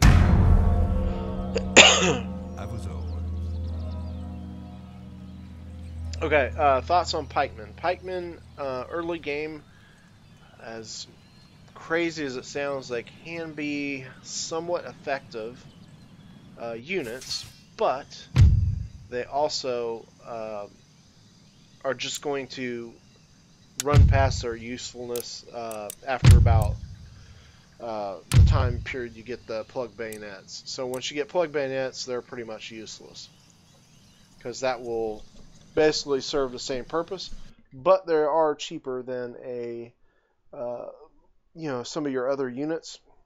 They have decent morale with 7. Typically when I get a pikeman, you'll see that I will not replenish them, and the reason I do that is because I will leave them in my ports, so that if somebody tries to throw a ship in my port to wreck the port, they won't. They'll only be able to blockade it, so you won't have to repair the port, and also it prevents somebody from landing an army in your port, which gives you an extra turn to fend off an invading army from the seas. So pikemen can be kind of useful in that regard.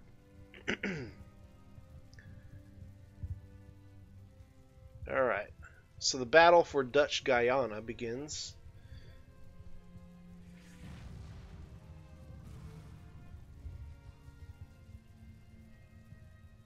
And I will definitely be looking into Scourge of Waterloo. I've never even heard of that game, so I will definitely be checking that one out. Right. Now, we do have an advantage in this battle in the fact that we have better morale. with our native here. You can see he's got 7 morale, got 12 melee attack, so obviously the militia have not so good melee defense of just 9, so that benefits us greatly. But of course the AI is going to get a little bit of boost being on the hard level, so don't overthink it too much. Speed this up while we get set up here. We're going to put him up here on this hill, get our general to do some downhill charges. We're going to let them get kind of into it before you send in the melee. Start softening them up here a bit. Now you can see there how the AI is getting better shots on us than we are, because we've lost 10, they lost 7. Okay, let's go ahead and get the melee in, because we're going to get double teamed here in a second. So what we're going to do is we're going to target this unit so we can start softening them up for our natives as they go in, if we can actually hit somebody. Okay, there's a few. So we soften them up a bit. Now we're going to start a flanking maneuver. That should cause some drops in morale for them.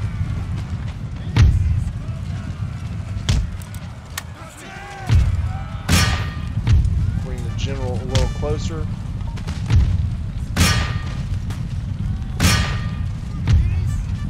See, he's starting to break.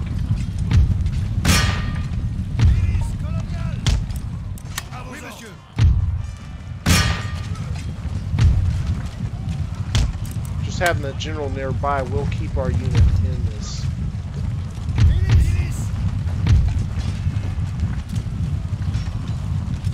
Okay, we're going to volley him and then we're going to go in.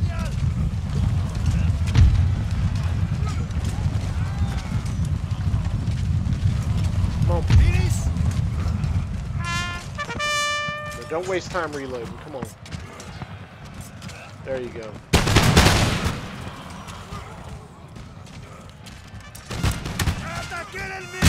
That's going to spell doom for him. Let's go ahead and hit him with the general.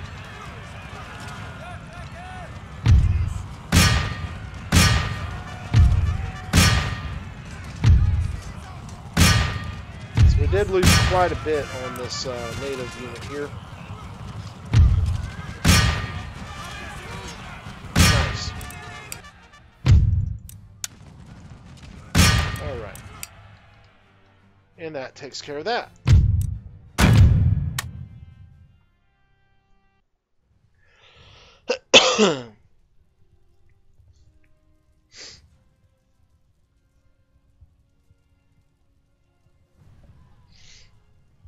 Okay. So things are going pretty well so far. We're about to be able to take Dutch Guyana on the next turn. It's unfortunate, you know, I wonder, hopefully they are able to finish that one, but it doesn't look like it. Because it'd be nice to have them finish that building and then we take it afterward. But if not, whatever.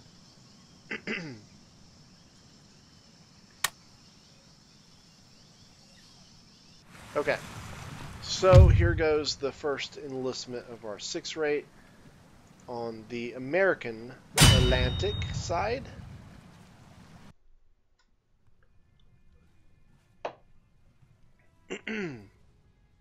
Now we'll be highly pissed if I crash and I have to go back and fight that other battle too, because I forgot to save. So please always remember to save before battles, because crashes are a thing sometimes.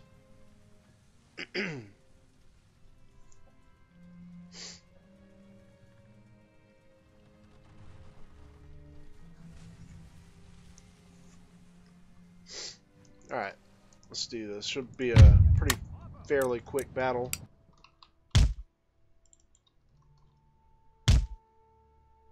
Alright, so Brig is up first.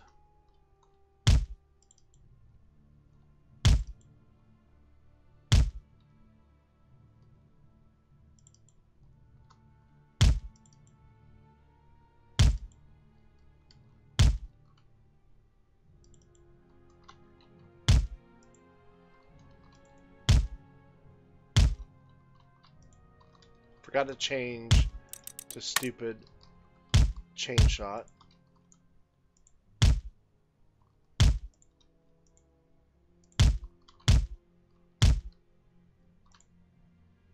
There we go.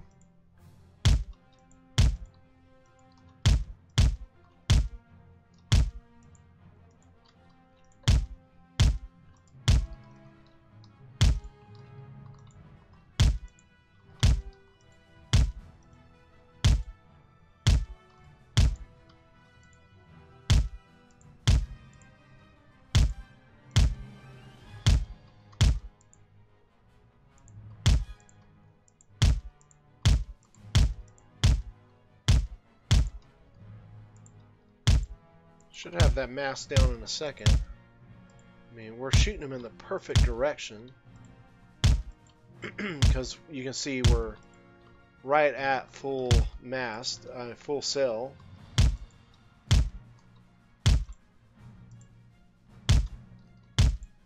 There it goes. That took out 2 right there. They should break extremely fast.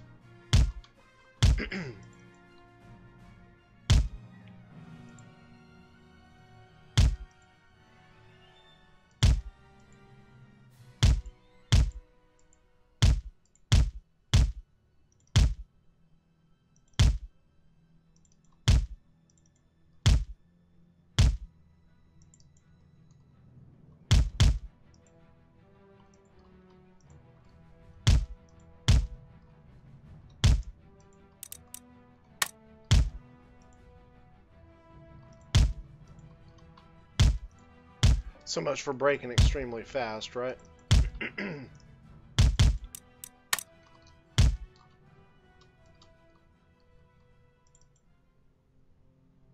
Alright, he's done.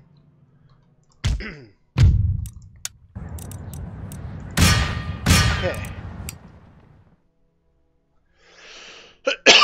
He's rattered and tattered here. He's got his sails all flopping around like dead lizards.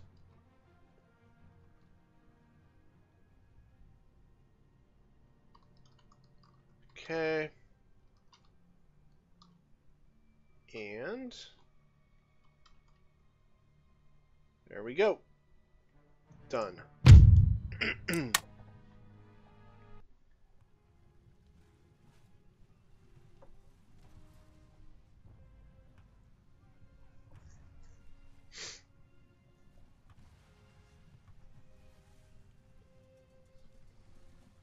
Alright.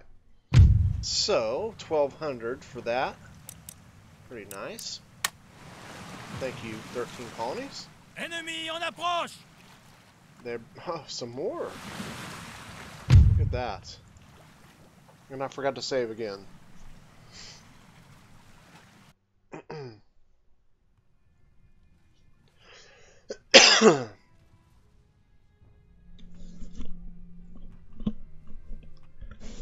Now, I will tell you when I did my all-out war campaign, the only thing that kept me alive in that campaign was fighting naval battles, because I had no economy. I was actually bankrupt almost every single intern, so taking and capturing ships was the only thing that kept me afloat. And Bravo! Otherwise, there's no way I could have won that campaign. I honestly didn't think I could do it, because I mean that campaign was super hard. And I pulled out every stop on that campaign too. I mean, I went right after Britain, took the Dutch out. I did all the usual thing that people do in the France campaigns, but again, even capturing those regions, you still have to spend time building them up. We gotta slug it out with the sloop for a minute. Switch to solid shot. Soften them up a bit.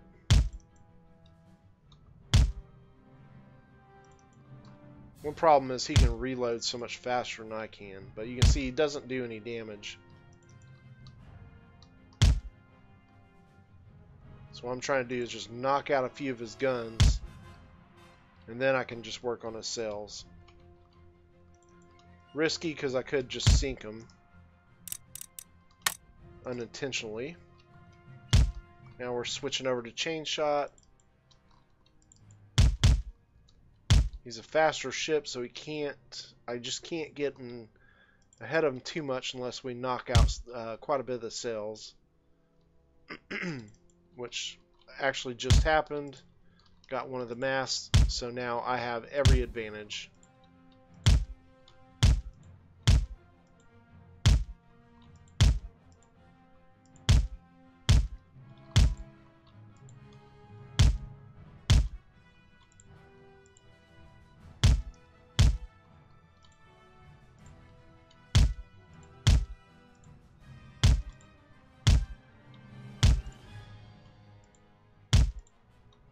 Boy, they're just going to sit and take it.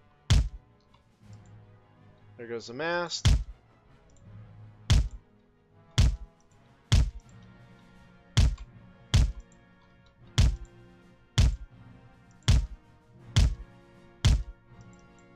Alright, we're going to sail in for the kill.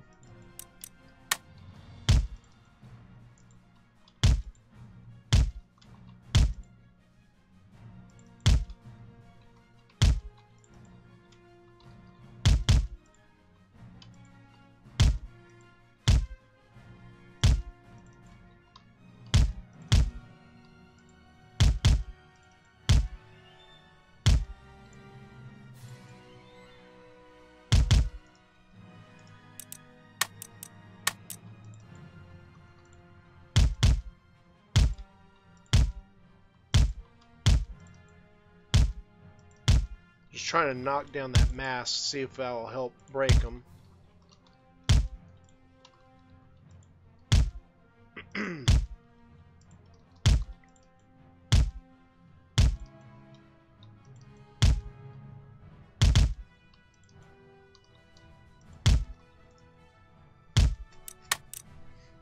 Okay.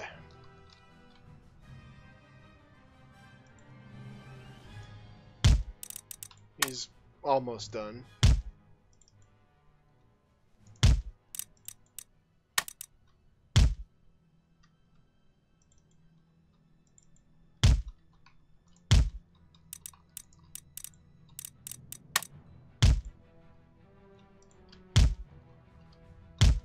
Good Lord, they just don't want to break in this one. This whole campaign, they've been like this.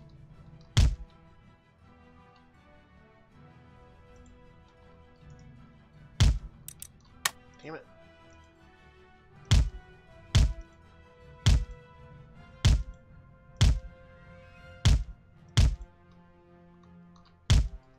Alright, we got one down.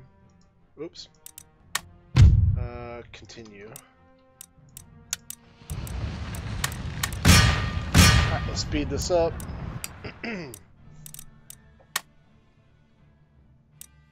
Alright, sweet.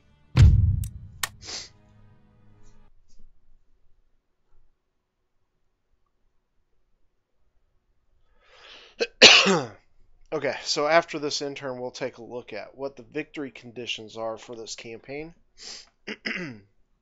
Alright, so we got another 1,200.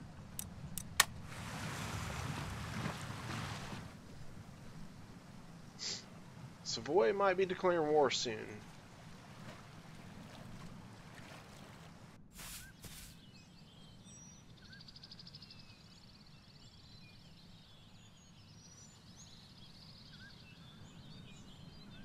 One thing I'm trying to wait for is see if the Dutch will take the Spanish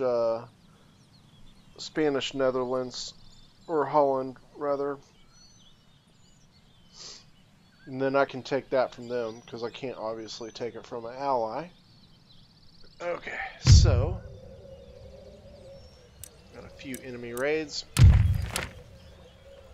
Alright, our port has been opened up again. That fleet has moved on.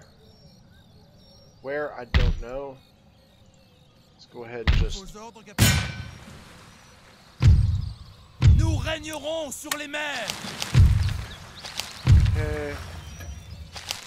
Quite a bit of stuff is done. Fleet arrives. Let's get this done. Get you on a trade node. Préparez-vous. Ordre du navire, bien reçu. Okay, so Portugal's on one of them.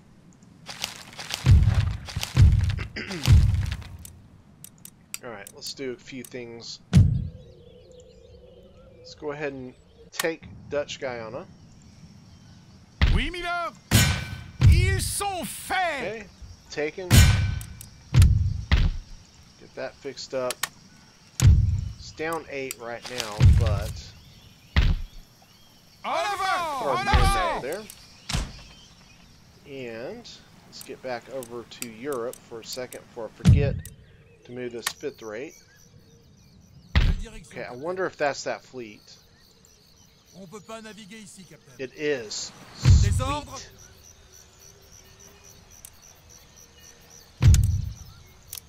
This is good. This gives us 2 more 5th rates in the Mediterranean, which will be abso-flippin-lutely huge.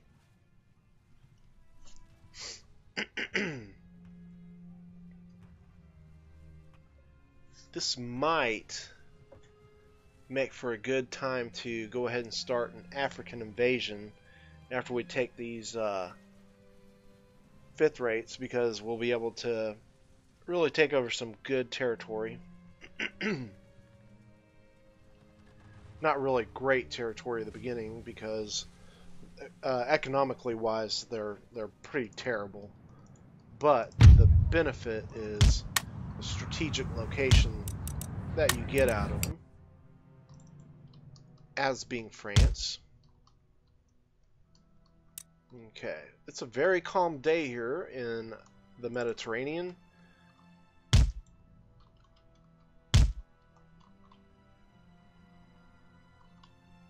Okay. Let's go ahead and get the first one. Come on, let's get those sails.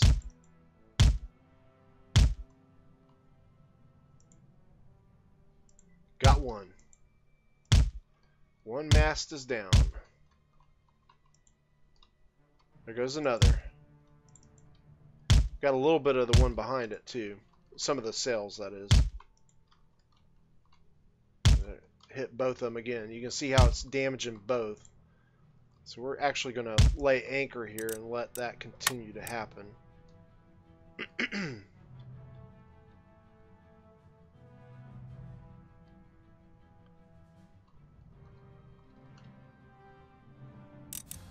Getting a little bit of the brig in that. Okay.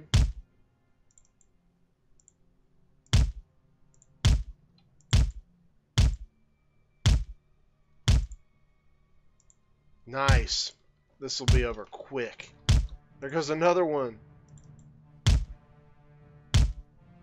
Sweet. Loving it.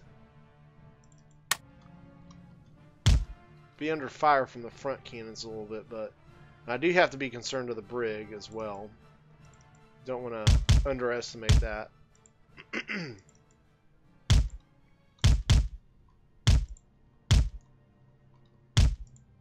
Damn, just not close enough.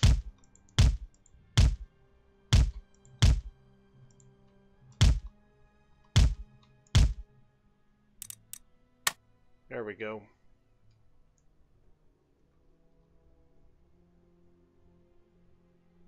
This is the more weak of the ships, too. Matter of fact, we're going to go to chain shot so we can get that brig maybe right behind them.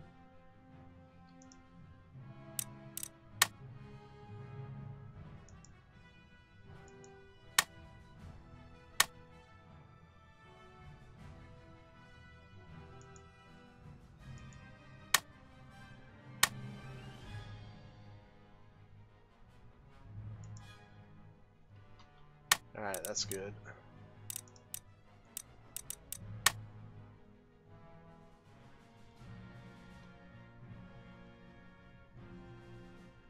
Okay, we'll eventually wear him down. He's starting to break. There he goes. He's done. Let's get the other 5th rate.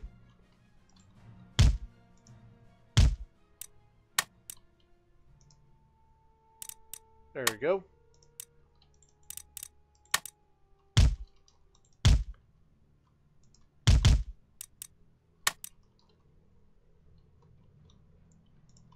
Give him a solid shot.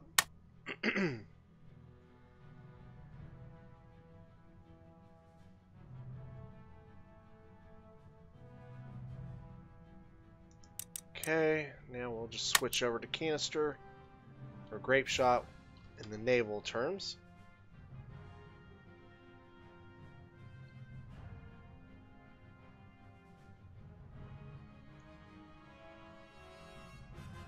Come on, break.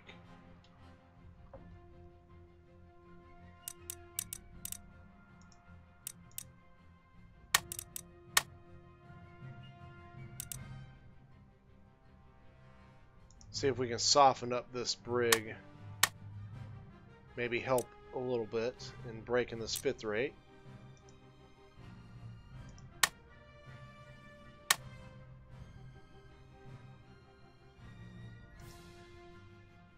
There we go, that did work.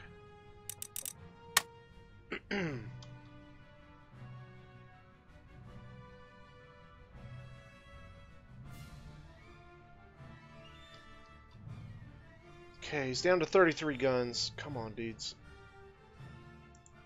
Let's get out of his front range of his cannon.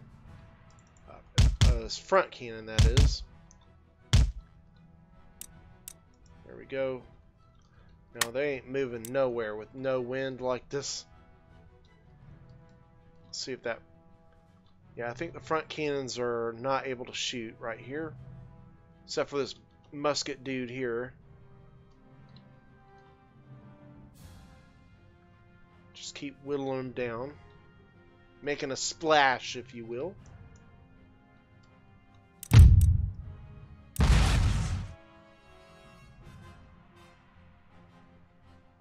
Okay. Okay, there, he's done.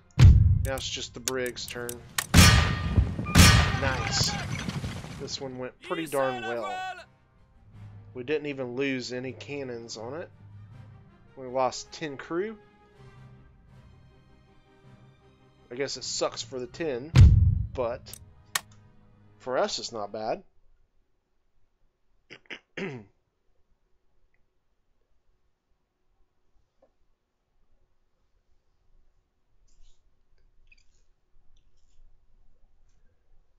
Okay, so let's go ahead and get these 5th rates. Okay. Let's go ahead and move forward. Okay, so you can see it is dropping the economy. You can see our trade income should balance out the naval income, and right now that is not the case. The tax income is what's putting us over the top. So we're going to either need to get more trade partners, which we don't really have access to and probably won't. Or we can see if they'll trade. I doubt it. We'll probably be at war with them soon anyway. I actually want a military alliance, and only for 970, I'm going to do that. And they might break it next turn, the little bums, but we'll see how it goes down. And let's see here. I think we're pretty good there. Let's get over to the Americas and start building up some of our stuff over here. So,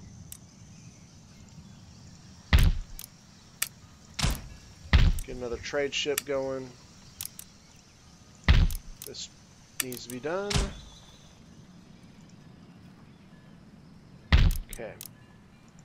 So, that would be a pretty tough battle to win. So I think I will avoid that fight. And try and swing over in this direction. If he attacks, I should be able to retreat down here, which just gets me closer to my trade nodes. I mean my my ports, where I can replenish, which is definitely needed. Okay. That being said, Denmark, you're being a pain. Okay, so they got another 5th rate for us to take. We need to build this port. Let's get that done. And you are going to go right here. And you, Mr. Admiral, are going to the Americas.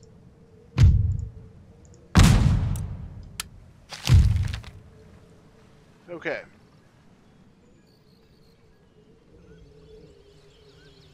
I am going to carry that income over to the next turn. D'autres ordres? Okay, there we go. Let's find out how far we can skirt away from him. Hopefully out of his range. I was hoping we go down a little bit more than just across, but I think I should still be able to make it to my port.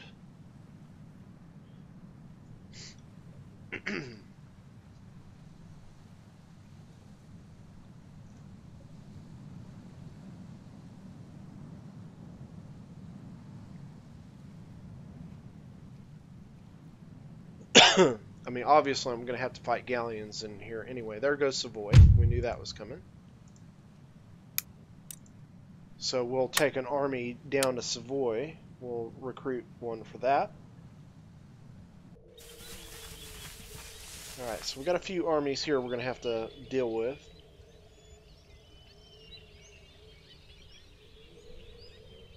Damn it. So much for that. We are going to lose that ship. Okay. So we got captured, so once we get a 5th rate in there, we can capture it back. So not a total loss. Just a waste of time.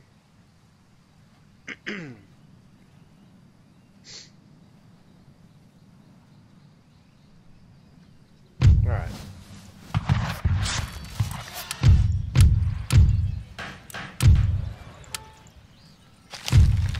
New roll error.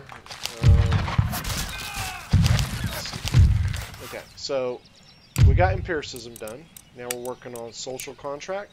So that means we can build this, which is nice. And let's go ahead and get our line infantry built so we can go after Savoy. And one other thing we're going to do, Ottomans. Let's make a deal. Let's get me canister shot. And they do it. Okay, good. So, now with canister shot done, that is a big, big advantage. Do want to get that done, but we're going to have to wait.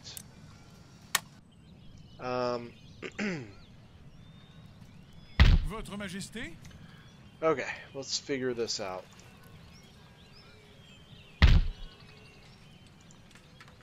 That's that remnant army, I believe. So, you guys should be able to handle them. We do have canister shot now. À la boucherie! Yeah, that's just a remnant army. Okay. Nous avons triomphé. We can Marchez! spend the money to get these guys fixed up. Get this fixed up as well. Alright, and then you guys come and occupy this. Préparez-vous! Marchez! We still aren't making squat out of this region,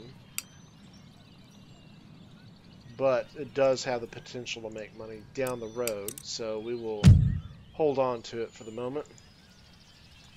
Alright, let's get these ships up here and get them replenished. We should have enough. Come on. Oh Lord, I hate it when it does this. Alright, here we go. Flotte prête. Arrivez! Alright, look at that. I'm not worried about that. Quelle direction, Captain? Bien arrivé. Okay, so we don't have enough to build all of them back up. At least one of them gets replenished. And you to 6 rates. Let's go ahead and put you guys right over here to screw with the Dutch. That gives us back to 6780. And then let's take a look at what we're going to do versus the stinking Savoy. See what they got right now. So, not really impressive armies. We're going to take this general, this artillery, since we do have allies here, and we'll take this cav, and D'autres ordres? Autre chose? we do have those infantry recruiting there. So, you guys are going to join them on this little adventure to the south. En avant! I think that should be well more than enough. They might recruit some more men. Let's just send all the line infantry. Marchez! Let's bring you all back into Paris. Marchez!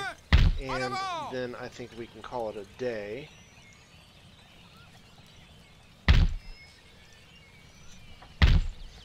Alright, so let's see what else we need to do.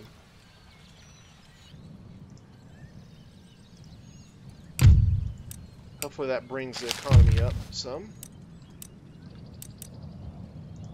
Okay, you. Boy, this is tempting. I do need to get on to the trade nodes, though.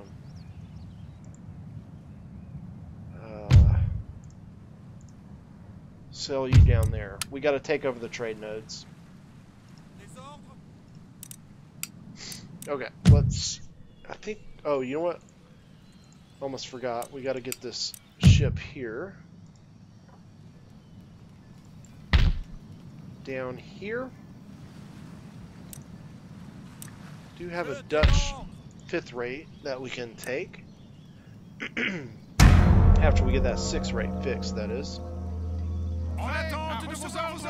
Okay, so the British have a 4th rate now, which is actually quite a bit of nice money, and we can gain another 5th rate. So, this is one of the nice things about holding this space right here, is the British will continually recruit units for you.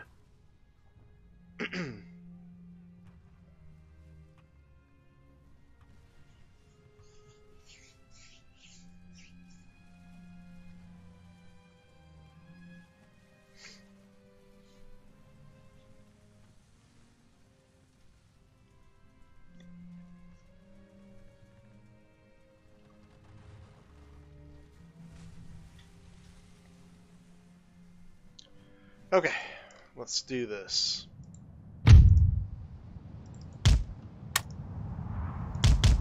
Foggy day.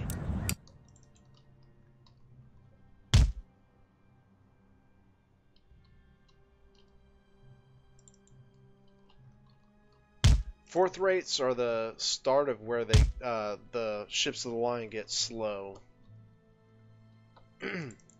Again, anything over 5th rate, though, the front cannons start getting to be a little more powerful. So you do have to be conscious of that. But the 4th rates have a little bit less range as well. We should be in range now, maybe. Nope. Now we are. Ooh, that's going to be pretty bad. I'm going to get shot by this 4th rate. Right in the butt. Let's turn so it's not as bad. Damn. That was actually quite fortunate. Just got a mast and another one. Nicely done. They're going after my mast now.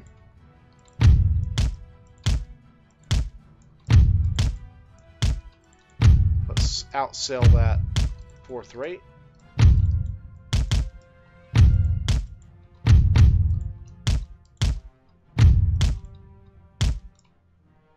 Okay, there goes his last mast.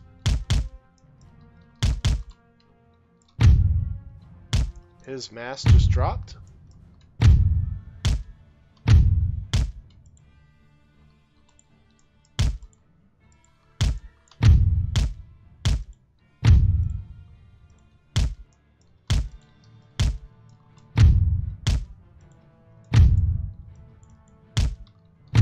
There goes another.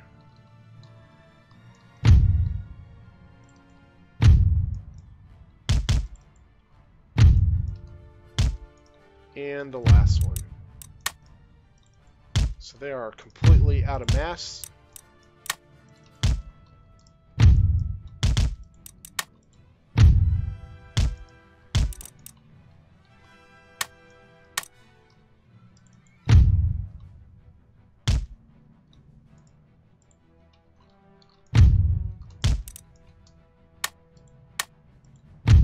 Alright, he's almost broke.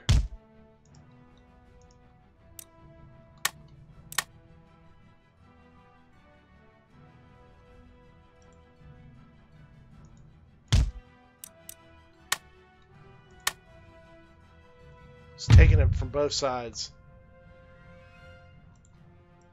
We're gonna have to sail about. We're gonna be taking it from both sides.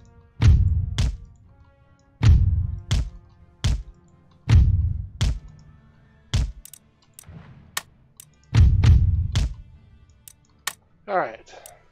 They should be breaking here in a minute.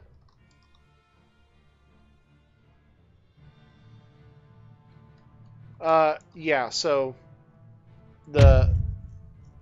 not in every case, like the dhows of course don't, but the sloops have the longest range and they're one of the smaller ships, and then the brigs are next with being the second smallest.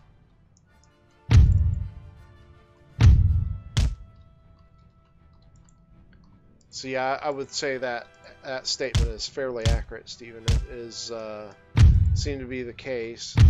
The only ones that don't are galleys and such.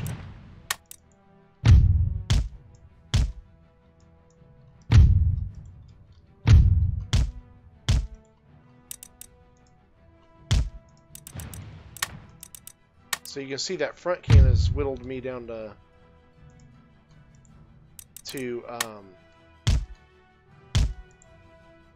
okay, that one just broke good, because that front cannon on that 4th rate is kind of tearing me up here.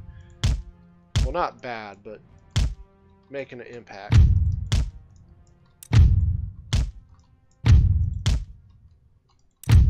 Okay.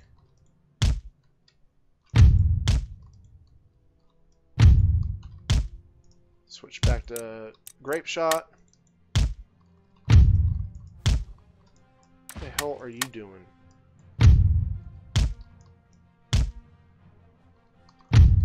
Okay, so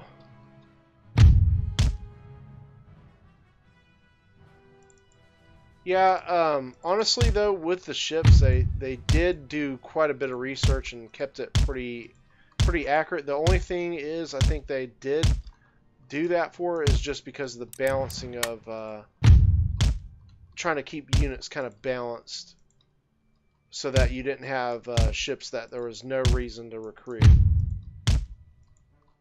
Because obviously if sloops didn't have the longest range, then there'd be absolutely zero reason to recruit them whatsoever. So I think that's the only reason they did it. It's just like with some of the infantry units, the same thing. You know, they're like, okay, so militia are completely weak units.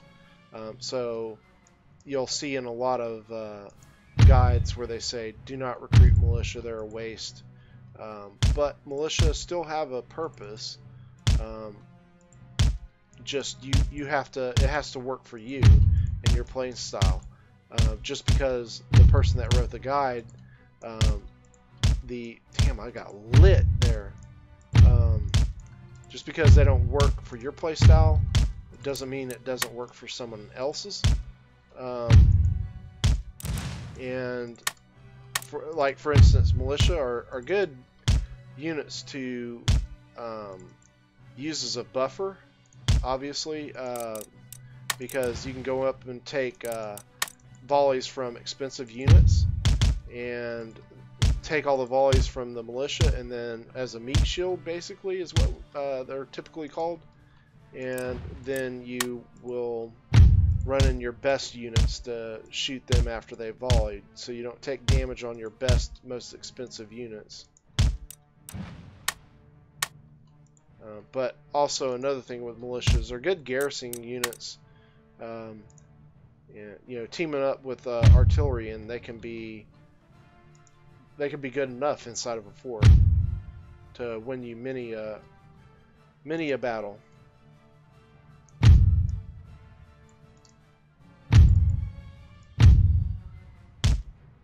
Okay, this guy is going to hold out as long as possible, apparently.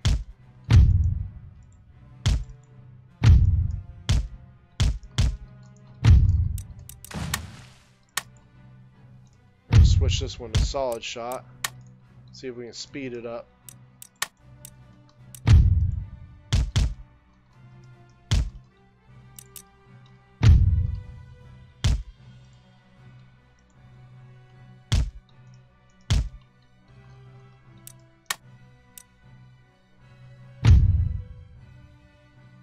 Need this guy to break.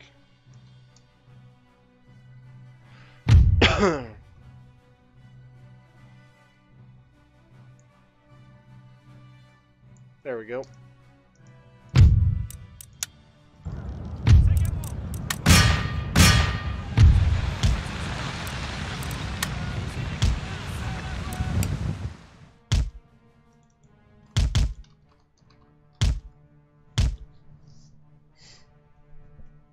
Okay.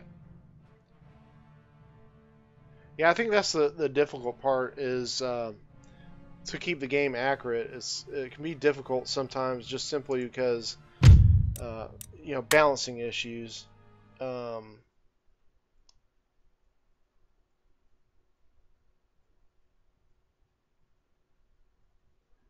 True.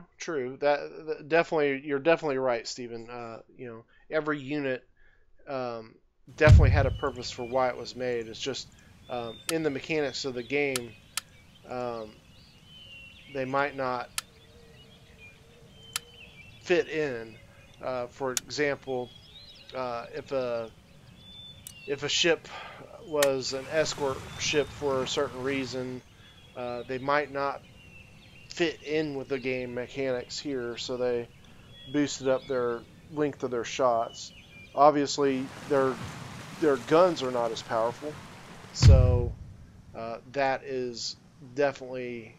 I might try to see if I can get away from them.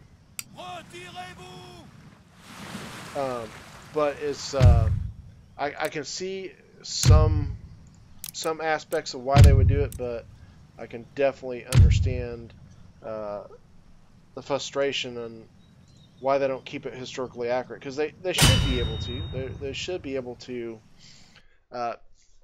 create it in a way that they are historically accurate. Because my gosh, otherwise, why put them in the game? If a sloop you can't make historically accurate, then there's no need for them. Now, I know brigs were typically used for, you know, like, I think a lot of pirate ships, I think, were brigs and such.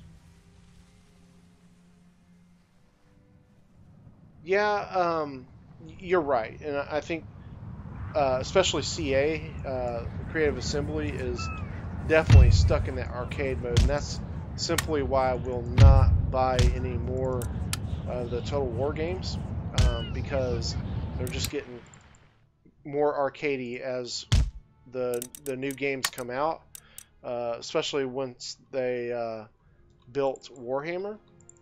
It has just been a complete arcade game feature. It's all about show and flash, and the battles are super quick. And I mean, that's what I noticed in Rome too. And every review I've seen that of people that I trust say the same thing about them, you know, and I have certain people that have game styles that are similar to mine that I watch on YouTube, and those are the people's reviews that I trust the most because their gameplay is similar to mine and their interests are same as mine. So if they review a game and dislike a certain feature about it, I'm going to listen to their argument a little more so than somebody else. But yeah, I just like the Three Kingdoms. I absolutely will not be buying that. Number one, it's too expensive. I mean, the cost of the games, and then now all those new games. I mean, hell, you got to buy so much damn what do you call it, DLC in them to actually get the fullness out of the game. That it just, you know, you end up spending hundreds of dollars on one game, and you know, it's like for my kids. I know. See, this goes back to the cheap mentality that I have. You know, even in this game, I'm kind of cheap, but yeah, in real life, I pinch my pennies. I guess that's the retail manager in me. But like when I buy my kids games, I typically wait for the Steam sale, and then I always make them look at the reviews and see the people that are writing the reviews, how many hours they put in the game, because obviously if you're going to spend the money on a game, you want to look at how long you're probably going to play it for. You don't want a game you're only going to play for about 20 hours and then be done with it, especially, you know, when it's your hard-earned money, or, you know, allowance or whatever. You want to make the most of it. You don't want to sit there and spend all kinds of money on a game that okay, so the YouTubers I watch Legend of Total War quite a bit. I've always enjoyed his his style, but he doesn't really like Empire much. But the other YouTubers I watch, let's see, I watch. I used to, for Empire Total War, I used to watch a guy named Synoptic Cam, and he was probably one of the best players back in the day when the game first came out. He was like one of the first really legit great Empire Total War players. Now, he was a multiplayer. He didn't really play campaign. Matter of fact, he never played campaign, at least in the game on YouTube. But he was extremely good at multiplayer, and I learned a lot about multiplayer from him. And then I didn't play multiplayer for a long time. I just didn't have the time because I was working so many hours in retail. And when I finally did get the time to do it, I started playing, and I used a lot of tips that Synoptic gave. And of course, these are very old tips, and the game style multiplayer has changed tremendously from when he did his videos, 8 years ago. But a lot of the techniques still hold up. And then Rick, the guy that was on last night in the chat, he trained me up a little bit more on a lot of the new strategies and tactics that a lot of the multiplayer guys use today. And that really helped take me to a whole new level. And I've implemented a lot of that into single player too. And I think that's something that a lot of the Total War players don't have, is they either are one or the other. It seems they're either multiplayer guys or they're single player guys, and there's very few that do both. You know, it's like you got Pixelated Apollo, who only does multiplayer. You got, multiplayer, and then you got Legend of Total War, who only does single player campaigns. So Yeah. Jackie Fish, yes. Jackie Fish is really good. And there is, gosh, I'm terrible memory right now, but there's several others. I used to watch back in the day, what was his name? Eric Carthage. I used to watch him, but now he's all about Warhammer, and so, oh, we got him. Good. So, you know, obviously I lost interest in his channel because I just don't have an interest in those type of games. He was a big fan of Empire as well. Was Eric Carthage. He loved Empire, but unfortunately he's kind of only been fixated on having the most of his campaigns and most of his games now are all about Warhammer on his channel. So yeah, but I will always say this about Eric Carthage: he is such a great commentator and such a great personality to watch. It's just unfortunately the content he's putting up is just stuff I'm not interested in. But Legend of Total War, he still does a lot of the older games like Rome and Medieval 2, and those are games I still have an interest in. So that's why I still follow his channel quite a bit. And he has some of the same I guess, thoughts that I do about the game, and that's why I listen to his opinions about the newer games. Because, again, I mean, when you consider how much a brand new game is, I mean, it's quite a bit to invest in a game, especially if you only end up playing it for a few hours.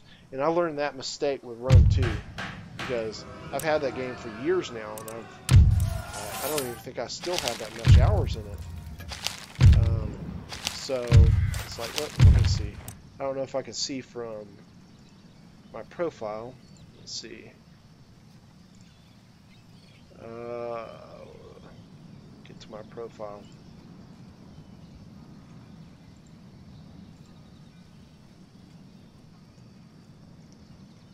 Okay, so yeah, I've got 5790 hours in Empire, and then in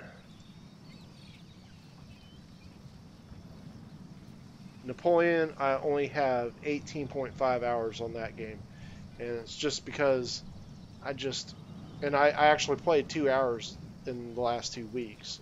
I was giving the game another chance, and just yeah, I agree. But you can see, like, okay, so Rome, I recently put that on Steam, but when I had the discs and before I had it on Steam, I mean, I played so many hours of Rome back in the day. I mean, I've definitely got thousands of hours. But you can see Rome 2, I only got 48 hours, and I've had that game.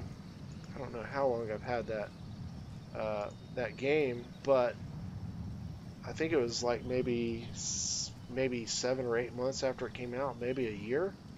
And I've only got, I mean, that was quite a while that game came out. I only got 48 hours in it. That kind of tells you my interest in the game is just not there. Versus Empire, I've got 92 hours in the last 2 weeks in this game, and quite a bit of it is in multiplayer. Now I still do quite a bit in, of course, in campaigns, because I love doing campaigns, but probably at least half of it is done in multiplayer now. Let's get these guys grouped up and moving on. Savoy is the target. En avant, marchez. Préparez-vous, so marchez. Let's beef up the rest of the Navy here.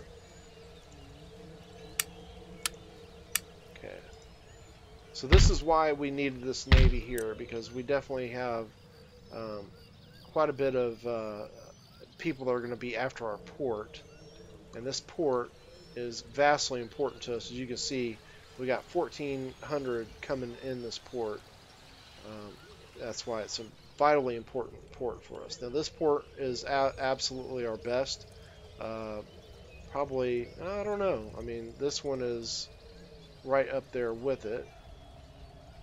So all of our ports are pretty darn important. And you can see the money I'm making off of this port has split off of this, because this used to be a military port. So once I destroyed that and put a industrial port here, it split up my income, so if I get it blockaded, I won't lose as much income. Okay, so you just bought Rome 2.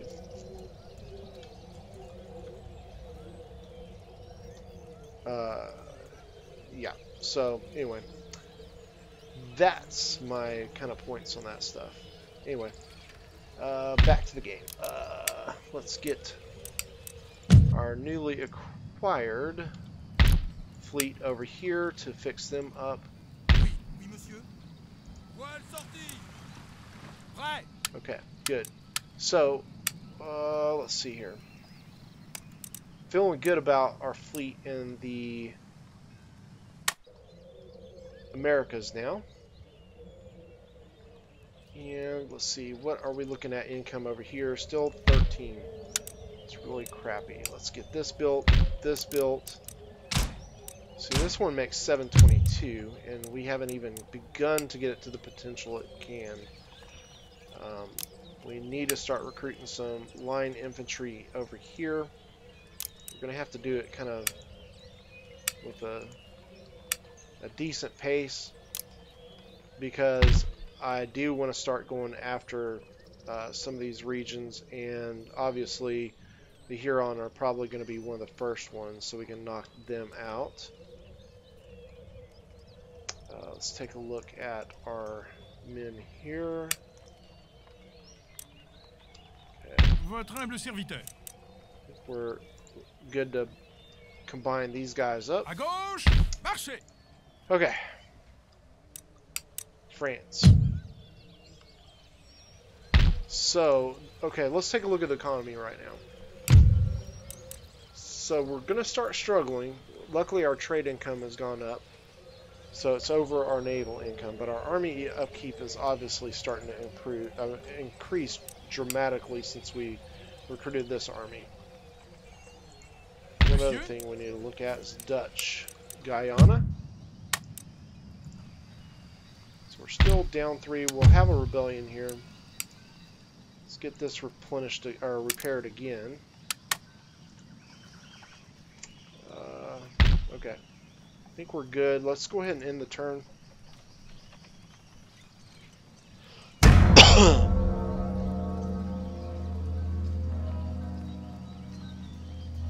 Yeah, the 7 Years' War. Exactly.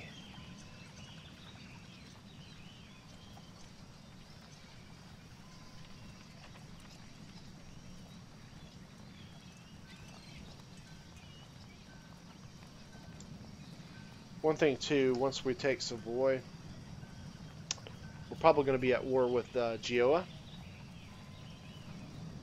because they'll declare war on us as well. And then the Italian states should follow suit, so it should put us at odds with the Venetians, because the Venetians will most likely be allied with the Italian states, so they'll have a decision to make. And luckily, we kind of reeled off a few turns of being allied with them, so that might help a little bit, but we'll still have to see.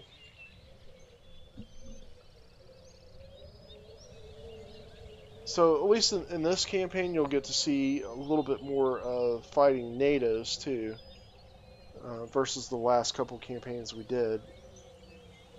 Because in this early campaign, we're going to come into contact fighting the natives quite a bit. Alright. Got our rebellion in Dutch Guyana. Nation destroyed Saxony. So that happened, just as we figured. Our fleet has arrived. Let's find that darn Portuguese fleet. There it is. Okay. So, we're going to take back our Prêt pour l'action. ship and then some. And this should be a pretty vital improvement of our trade. Should be a fairly quick battle too. It seems like sometimes when you only use one ship it does go a little faster. Just because it's easier to micro too.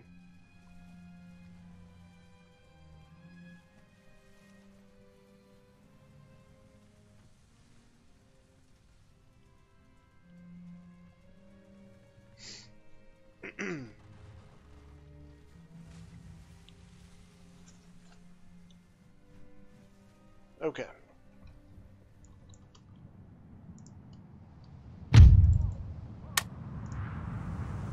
Alright, let's speed this up.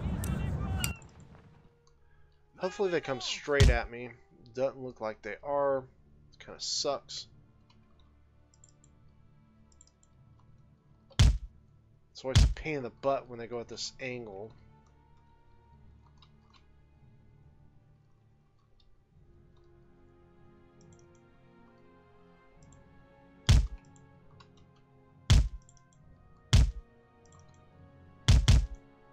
Alright, well, we'll take the abuse right now.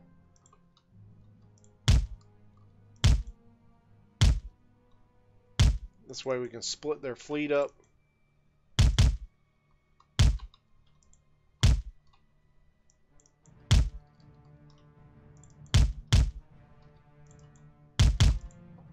There goes the mast on this one.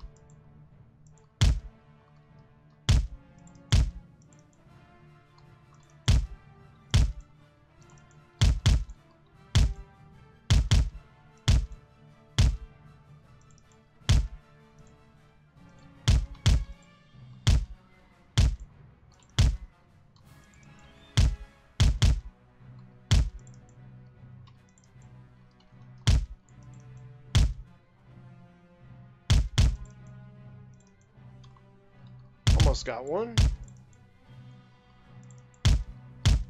Start making them chase us. Make this battle on our terms. There we go.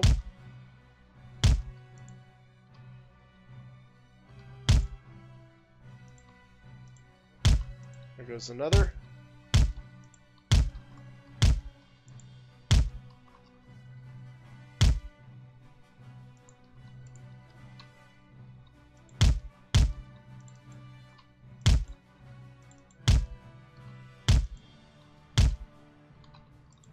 And that brig just got a nice shot on me.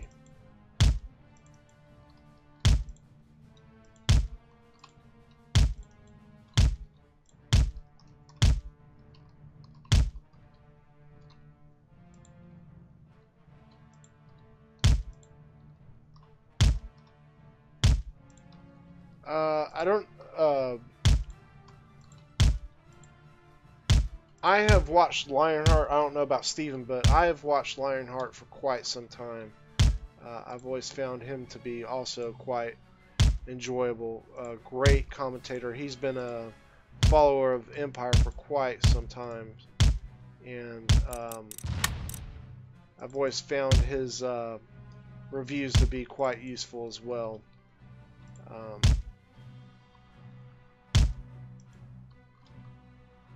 Alright, we got two of them I've already surrendered.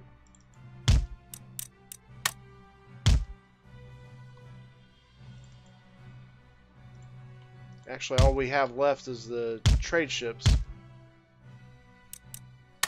Okay, there's one down.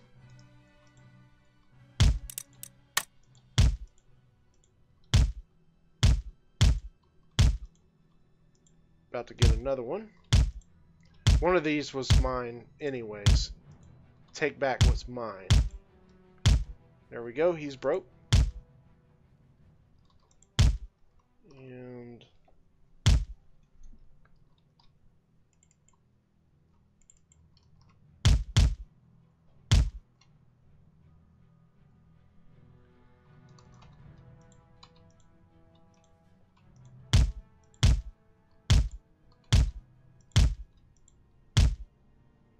Okay, they're all done.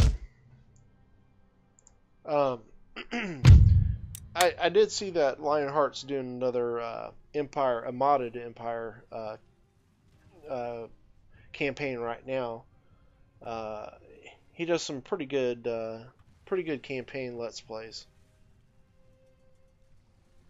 All right, so we got 2794 out of this fleet, but we're gonna take the Indiamans. So it gives us 1,200 that we gain out of that. But most importantly, these trade ships are going to allow us to start dominating the trade nodes. Oui, milord. Ordre bien reçu. See, that's already gaining us 340 out of each one of those. Vos ordres, Captain. Okay. Ordre du navire, Captain. These are also open. We're going to need to get this over here to get it repaired, and this is why having the Guyanas is so important. Both the Dutch and the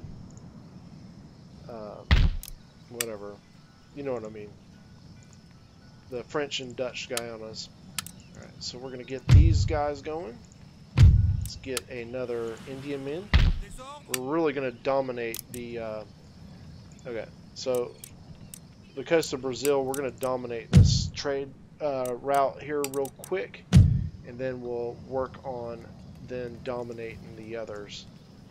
Damn, I didn't replenish them. Oh my god. They got freaking medicine men. Oh, Jesus. How could I have been so dumb? Bad. Very bad. 6 of these buggers to beat. That's not going to be easy. Alright, so this is what you do in an emergency. Unfortunately, that's kind of costly, but that should help us at least possibly beat them. And we'll wait till they siege us. That way we can get the... Maybe we get another unit recruited.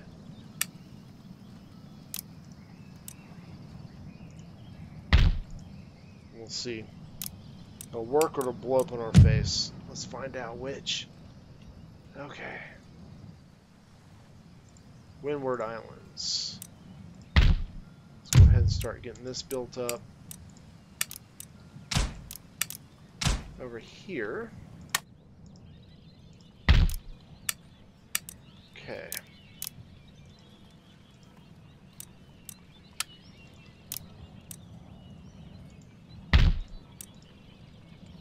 Start investing some money over here. You can see we're not making squat now because they wrecked our buildings. We'll keep them running around for 30 bucks.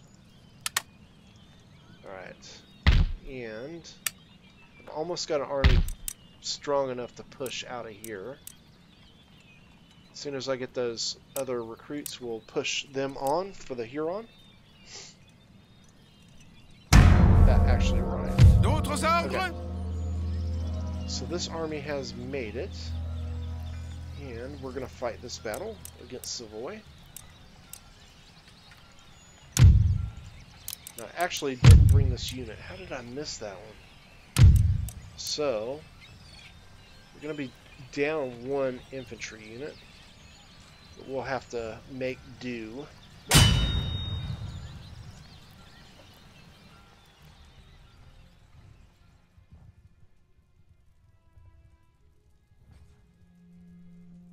Thank you, Andrew. Yeah, okay, so I can be patient, let them come to my artillery. We'll see how this one goes.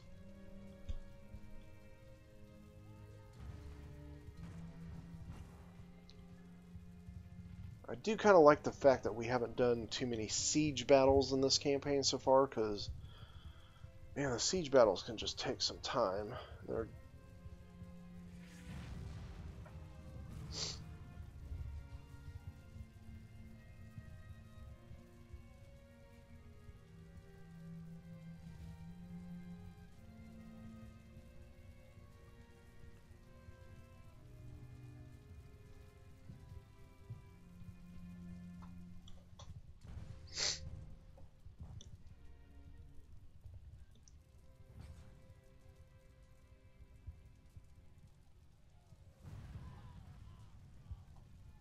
You know, actually, just my computer's a little older. I think I got my computer in 2013 or 2014. And anyways, I just got a new graphics card for it, and actually, the graphics card for this generation of computer is actually extremely. I bought one of the like top of the line graphics cards for it back when the computer came out,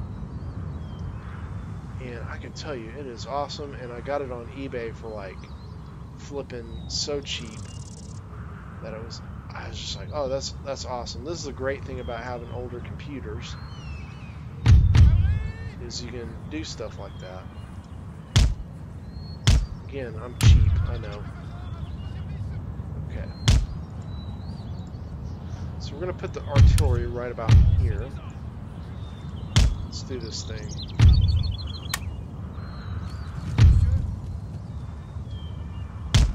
I like getting deals, I guess.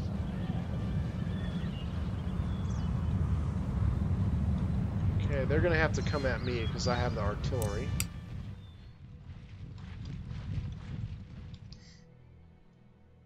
Alright, so I'm set up in a pretty good spot too.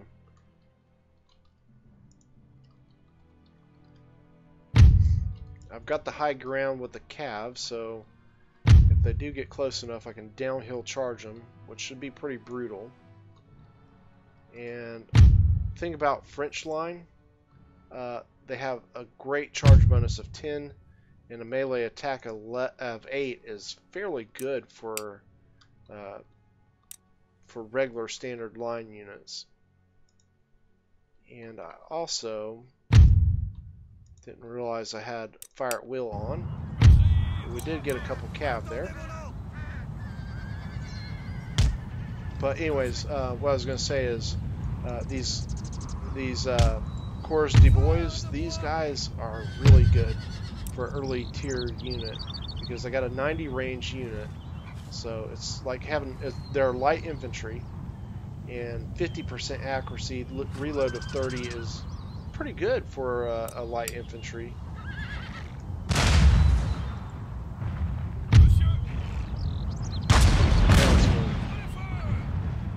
It's kind of weak.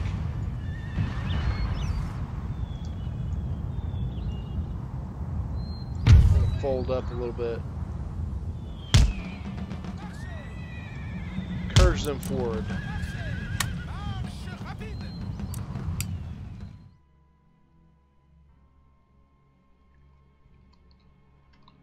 My laptop is, I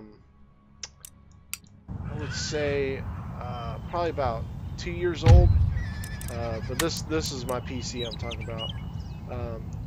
Because my laptop I don't really play on too often. Mostly my kids use my laptop.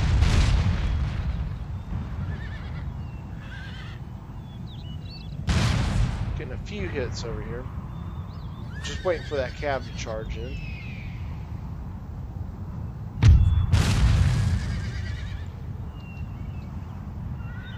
Looks like they're gonna wait. Still a while before they get canister on in canister range. So we've got 2 cav right here on the flank. They're going to wait to hit me when the militia get close enough. Some decent enough hits there.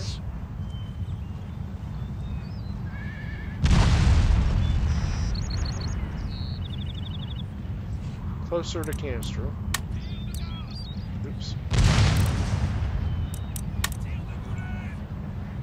Still watching for that cav.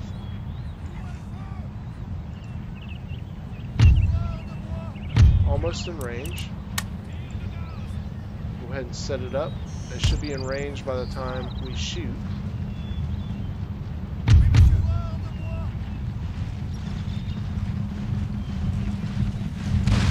Alright, canister is not having really good effect here. So we're still not really in range. Got a couple. One. I say couple on that one. Okay, so you guys are going to have to push forward now.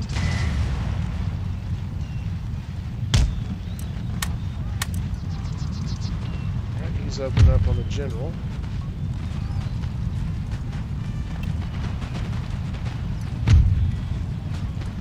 Here comes the cav.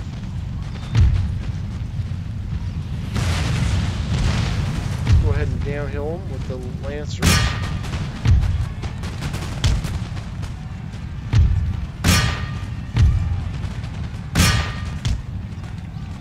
No square, so we're going to have to just absorb that.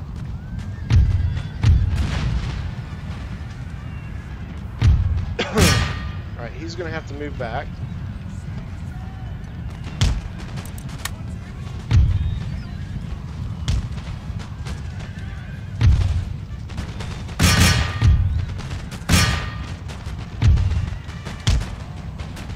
Almost got him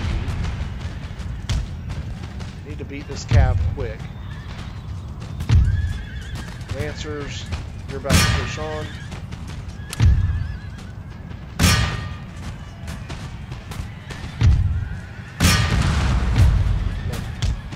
There we go.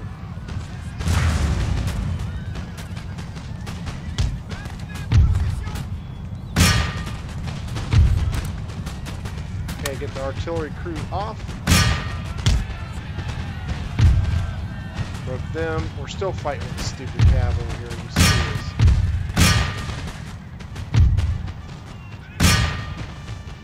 Let's get back uphill. Hit him in the back.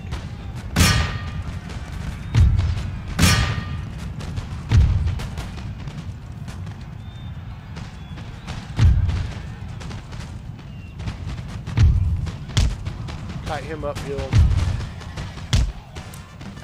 Our line can come back.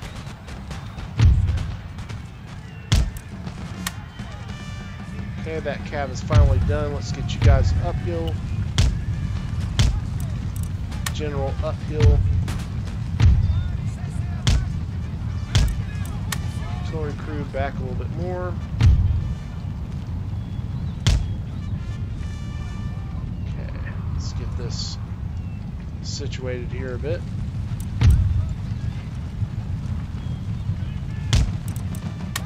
Let the cav rest a minute before we do another charge.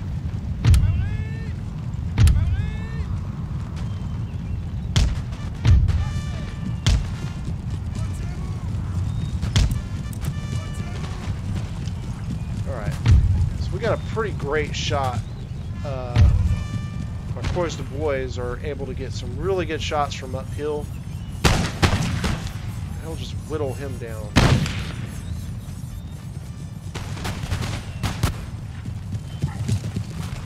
That line's about done. Our militia.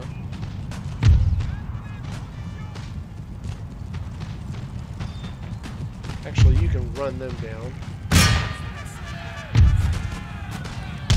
Some shots in the general. You guys can force forward.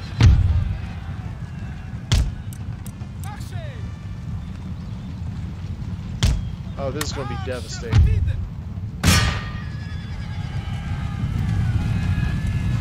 Right into the pikemen.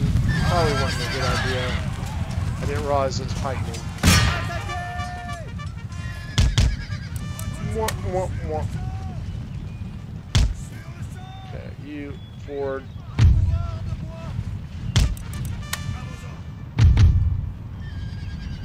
Okay. See the generals behind me. You come over here.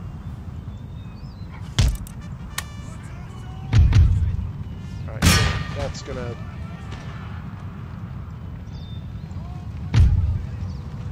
We got this one pretty much beat.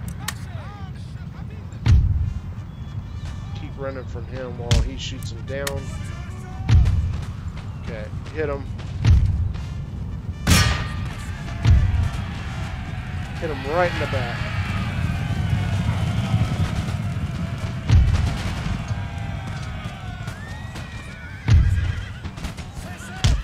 And away he goes. Cav, your time to shine. Bayonet time. Even though we don't have any.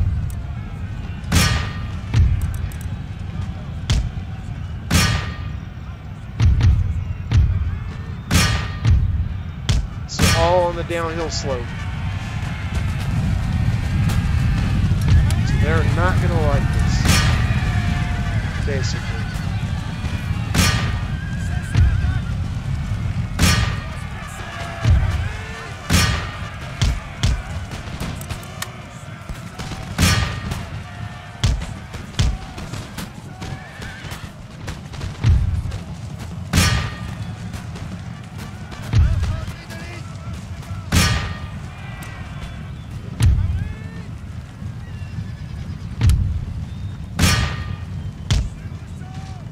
Okay, he's sandwiched.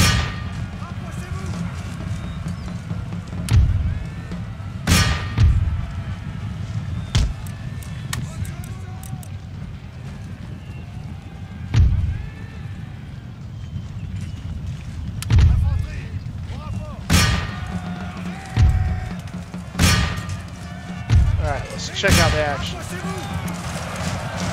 Get a nice up-close shot in the weeds here, the bushes.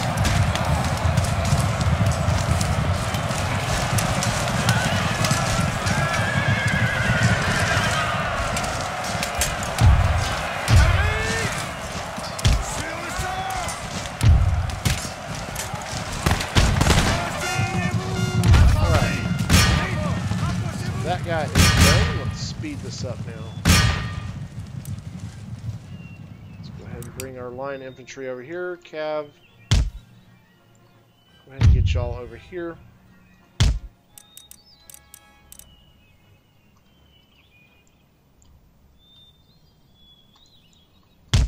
This went pretty well, I should think.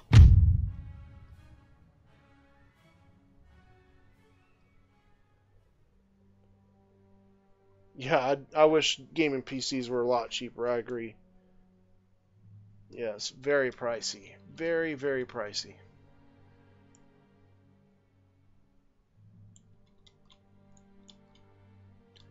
Okay, so we're going to do the same thing. We're going to bring our cav uphill.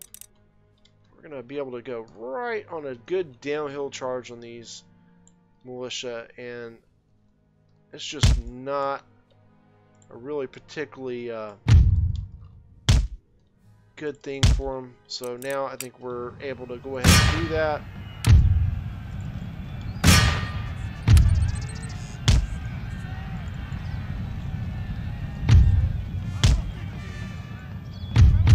Our cav is a bit tired here, exhausted as a matter of fact.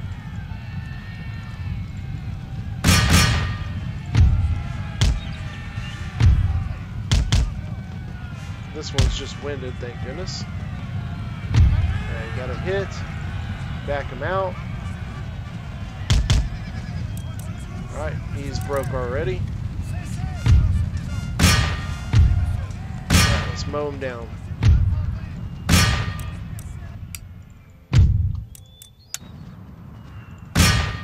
Nice.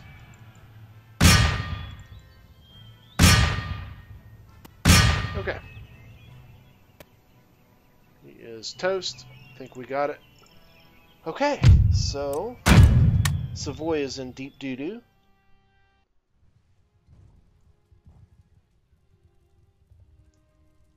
Yeah, you know, my computer can run Rome 2 pretty well, as well. You know, who wouldn't like a better computer? But I mean, heck, it's good enough. I mean, when you consider the expenses that you have to put into a computer, you can make do with a lot less, and why not? Alright, so we're under attack by that British fleet that we saw earlier. So we are going to lose one of these ships, maybe another. But we will have our 5th rates over to go ahead and capture those ships on the next in-turn. Okay, so one brig, I don't really particularly want to fight that. So we'll get the 626 from it. I'm surprised. Typically they'll sink them when you auto-resolve, so that's kind of nice. Flotte ennemie en vue! They're killing me with all these naval battles. Alright. This shouldn't possibly be too long.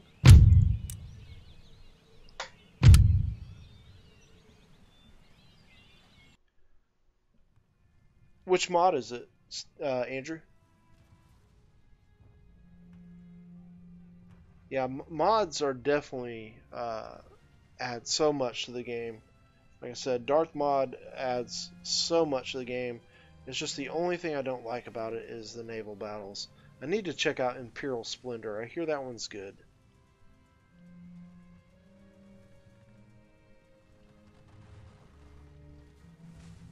Yeah, that is pretty cool.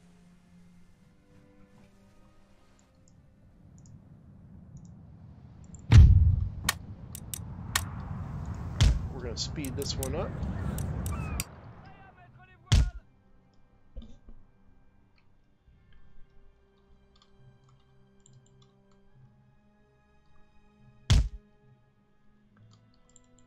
Okay.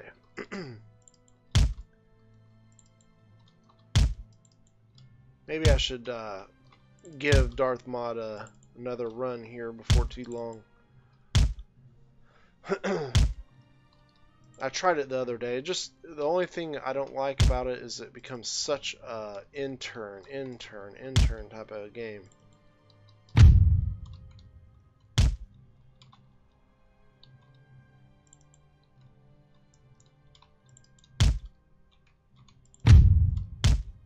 I would honestly like to attempt to do some modding to the game myself, just to see what I could do to it. You know, some of the things I would like to improve. Adding some units to some of the factions that I think got robbed in the game. Like, for example, I don't really necessarily understand why they gave Austria 150 men in a line infantry when that probably should have gone to Russia. Seeing how they were so much more larger in manpower. Just seems logical.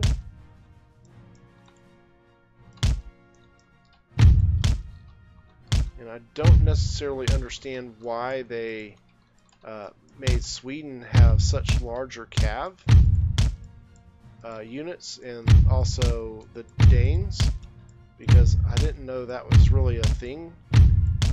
From what I understood, I didn't think they would have that large of, or that, you know, profound of a cav force for the Swedish, but I don't know.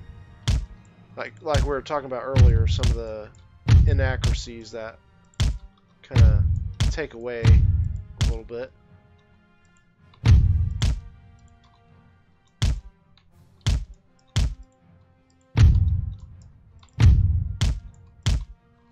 Damn, that cell just don't want to come down.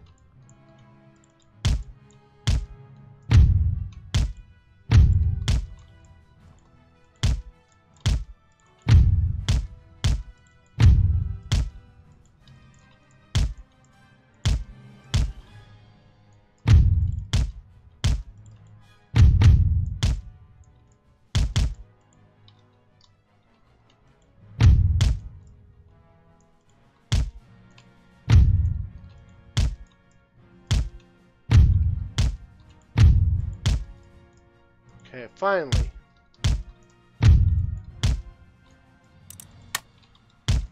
Alright, he's broke. I would think these guys would break pretty fast too, being flutes.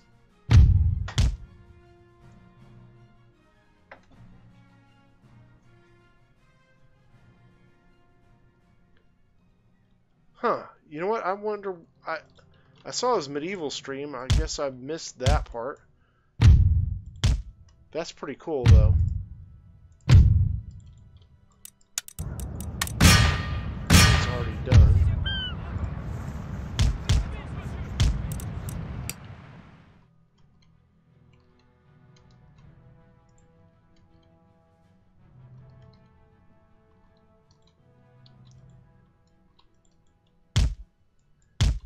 I actually quite enjoy Rome. Rome is God, it's such a it's just kind of a cool time period. At least I always found it kind of fascinating. But like I said, it's not for everybody. The gameplay in it is just so smooth, and for being such an old game, man, it's still fun. Okay, so we're gonna gain 3,500 out of that battle.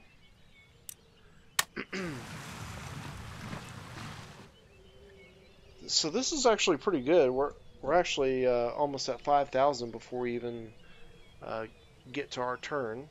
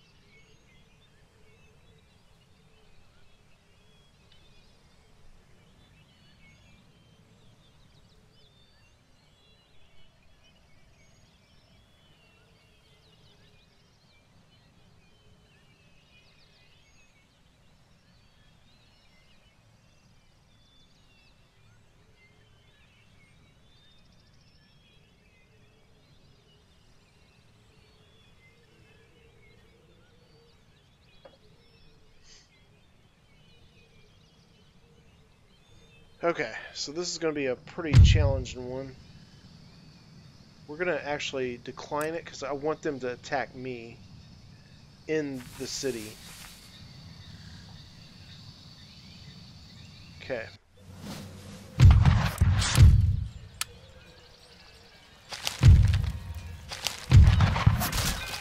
Okay, so we got a couple fleets that have arrived. This one, which needs to be repaired.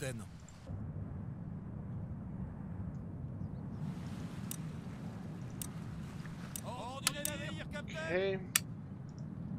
We did actually get this guy and this guy. That's going to help our cause greatly. Okay. So we'll be able to attack this British fleet here in just a moment. We'll come back to that in just a moment. Let's see what else we need to do. Okay, so we got 9,900. We're only making 47 a turn. So now that Iroquois are actually kind of building up some men here. They got some warriors and such. So they actually got some pretty decent manpower coming in. Even still. Let's get rolling. Manœuvre terminée. Okay, so with this force right here, we're gonna knock those guys out, hopefully, and actually contemplating not finishing that, but maybe we will. Okay. Need to get this done over here so we can recruit decent artillery. Get that done as well. Speaking of which, pikeman. We need to position him in there. Let's take Savoy. We'll siege it so I can replenish. Il se cache sous les jupons des femmes. And we're looking pretty good. Need to replenish a few of these units. Flotte prête. Ordre bien reçu. Like all those guys. Okay.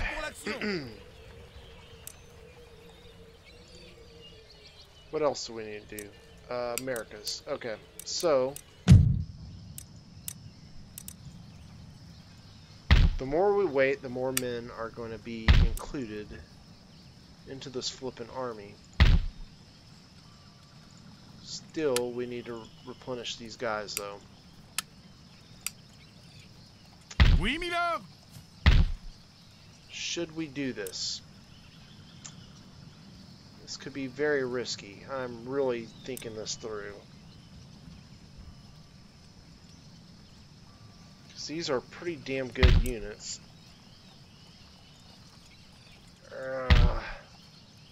We are going to wait.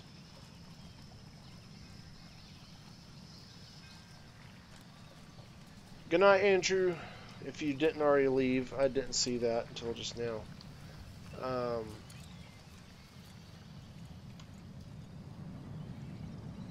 Alright. Let's get this built. These 1,500 to spend.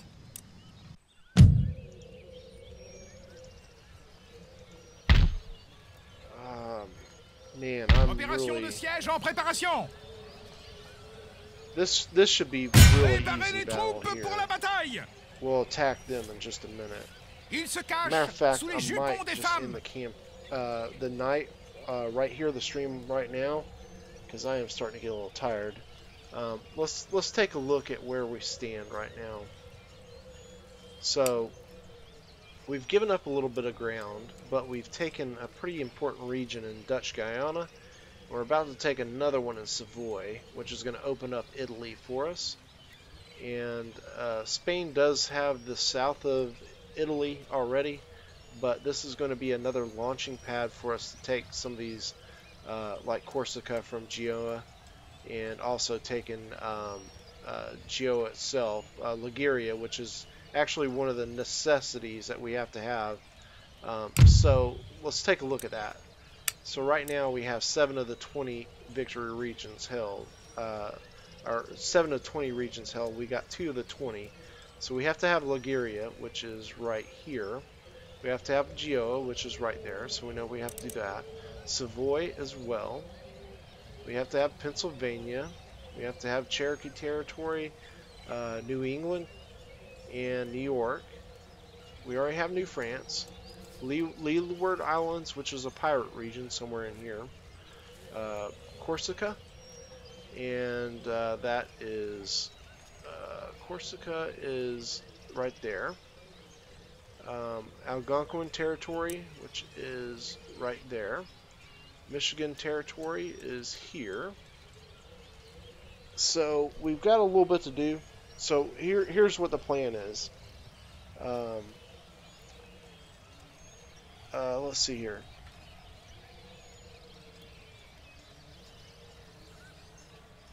Okay. Okay. So we're gonna go after with that army we just raised in out of New France. We're gonna take out the Huron. Now the Huron, I might try to see if I can force them into becoming a protectorate. But they do own 2 regions. So once we take this out, we go up here and we force them into a protectorate. And we maybe even give them back that region, because it's not one we need. And they might be a valuable ally because we can give them some of these other regions. And then Louisiana is also one of our protectorates. So maybe we just give that to the Louisiana, and that might be a better option versus making Huron a protectorate. So anyways, that's kind of some of the thoughts I have on the campaign right now. We got a couple people we could trade with, possibly. These guys are at war with a lot of the guys we're at war with. Well, not a lot of them, but the Dutch anyway. So maybe they're a potential trading partner. Let's see if we can get that done. And no, not so much. The Ottomans, let's take a look at that. They want 770. We'll give them military access instead. Now they went crazy. We're not giving them that. Russia. Not necessarily a good thing.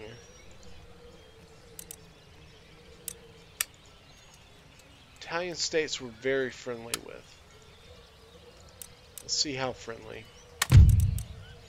They want canister shot.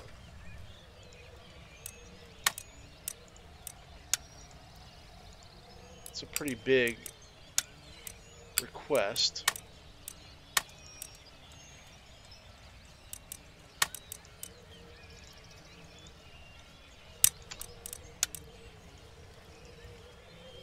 Okay, they agree to it.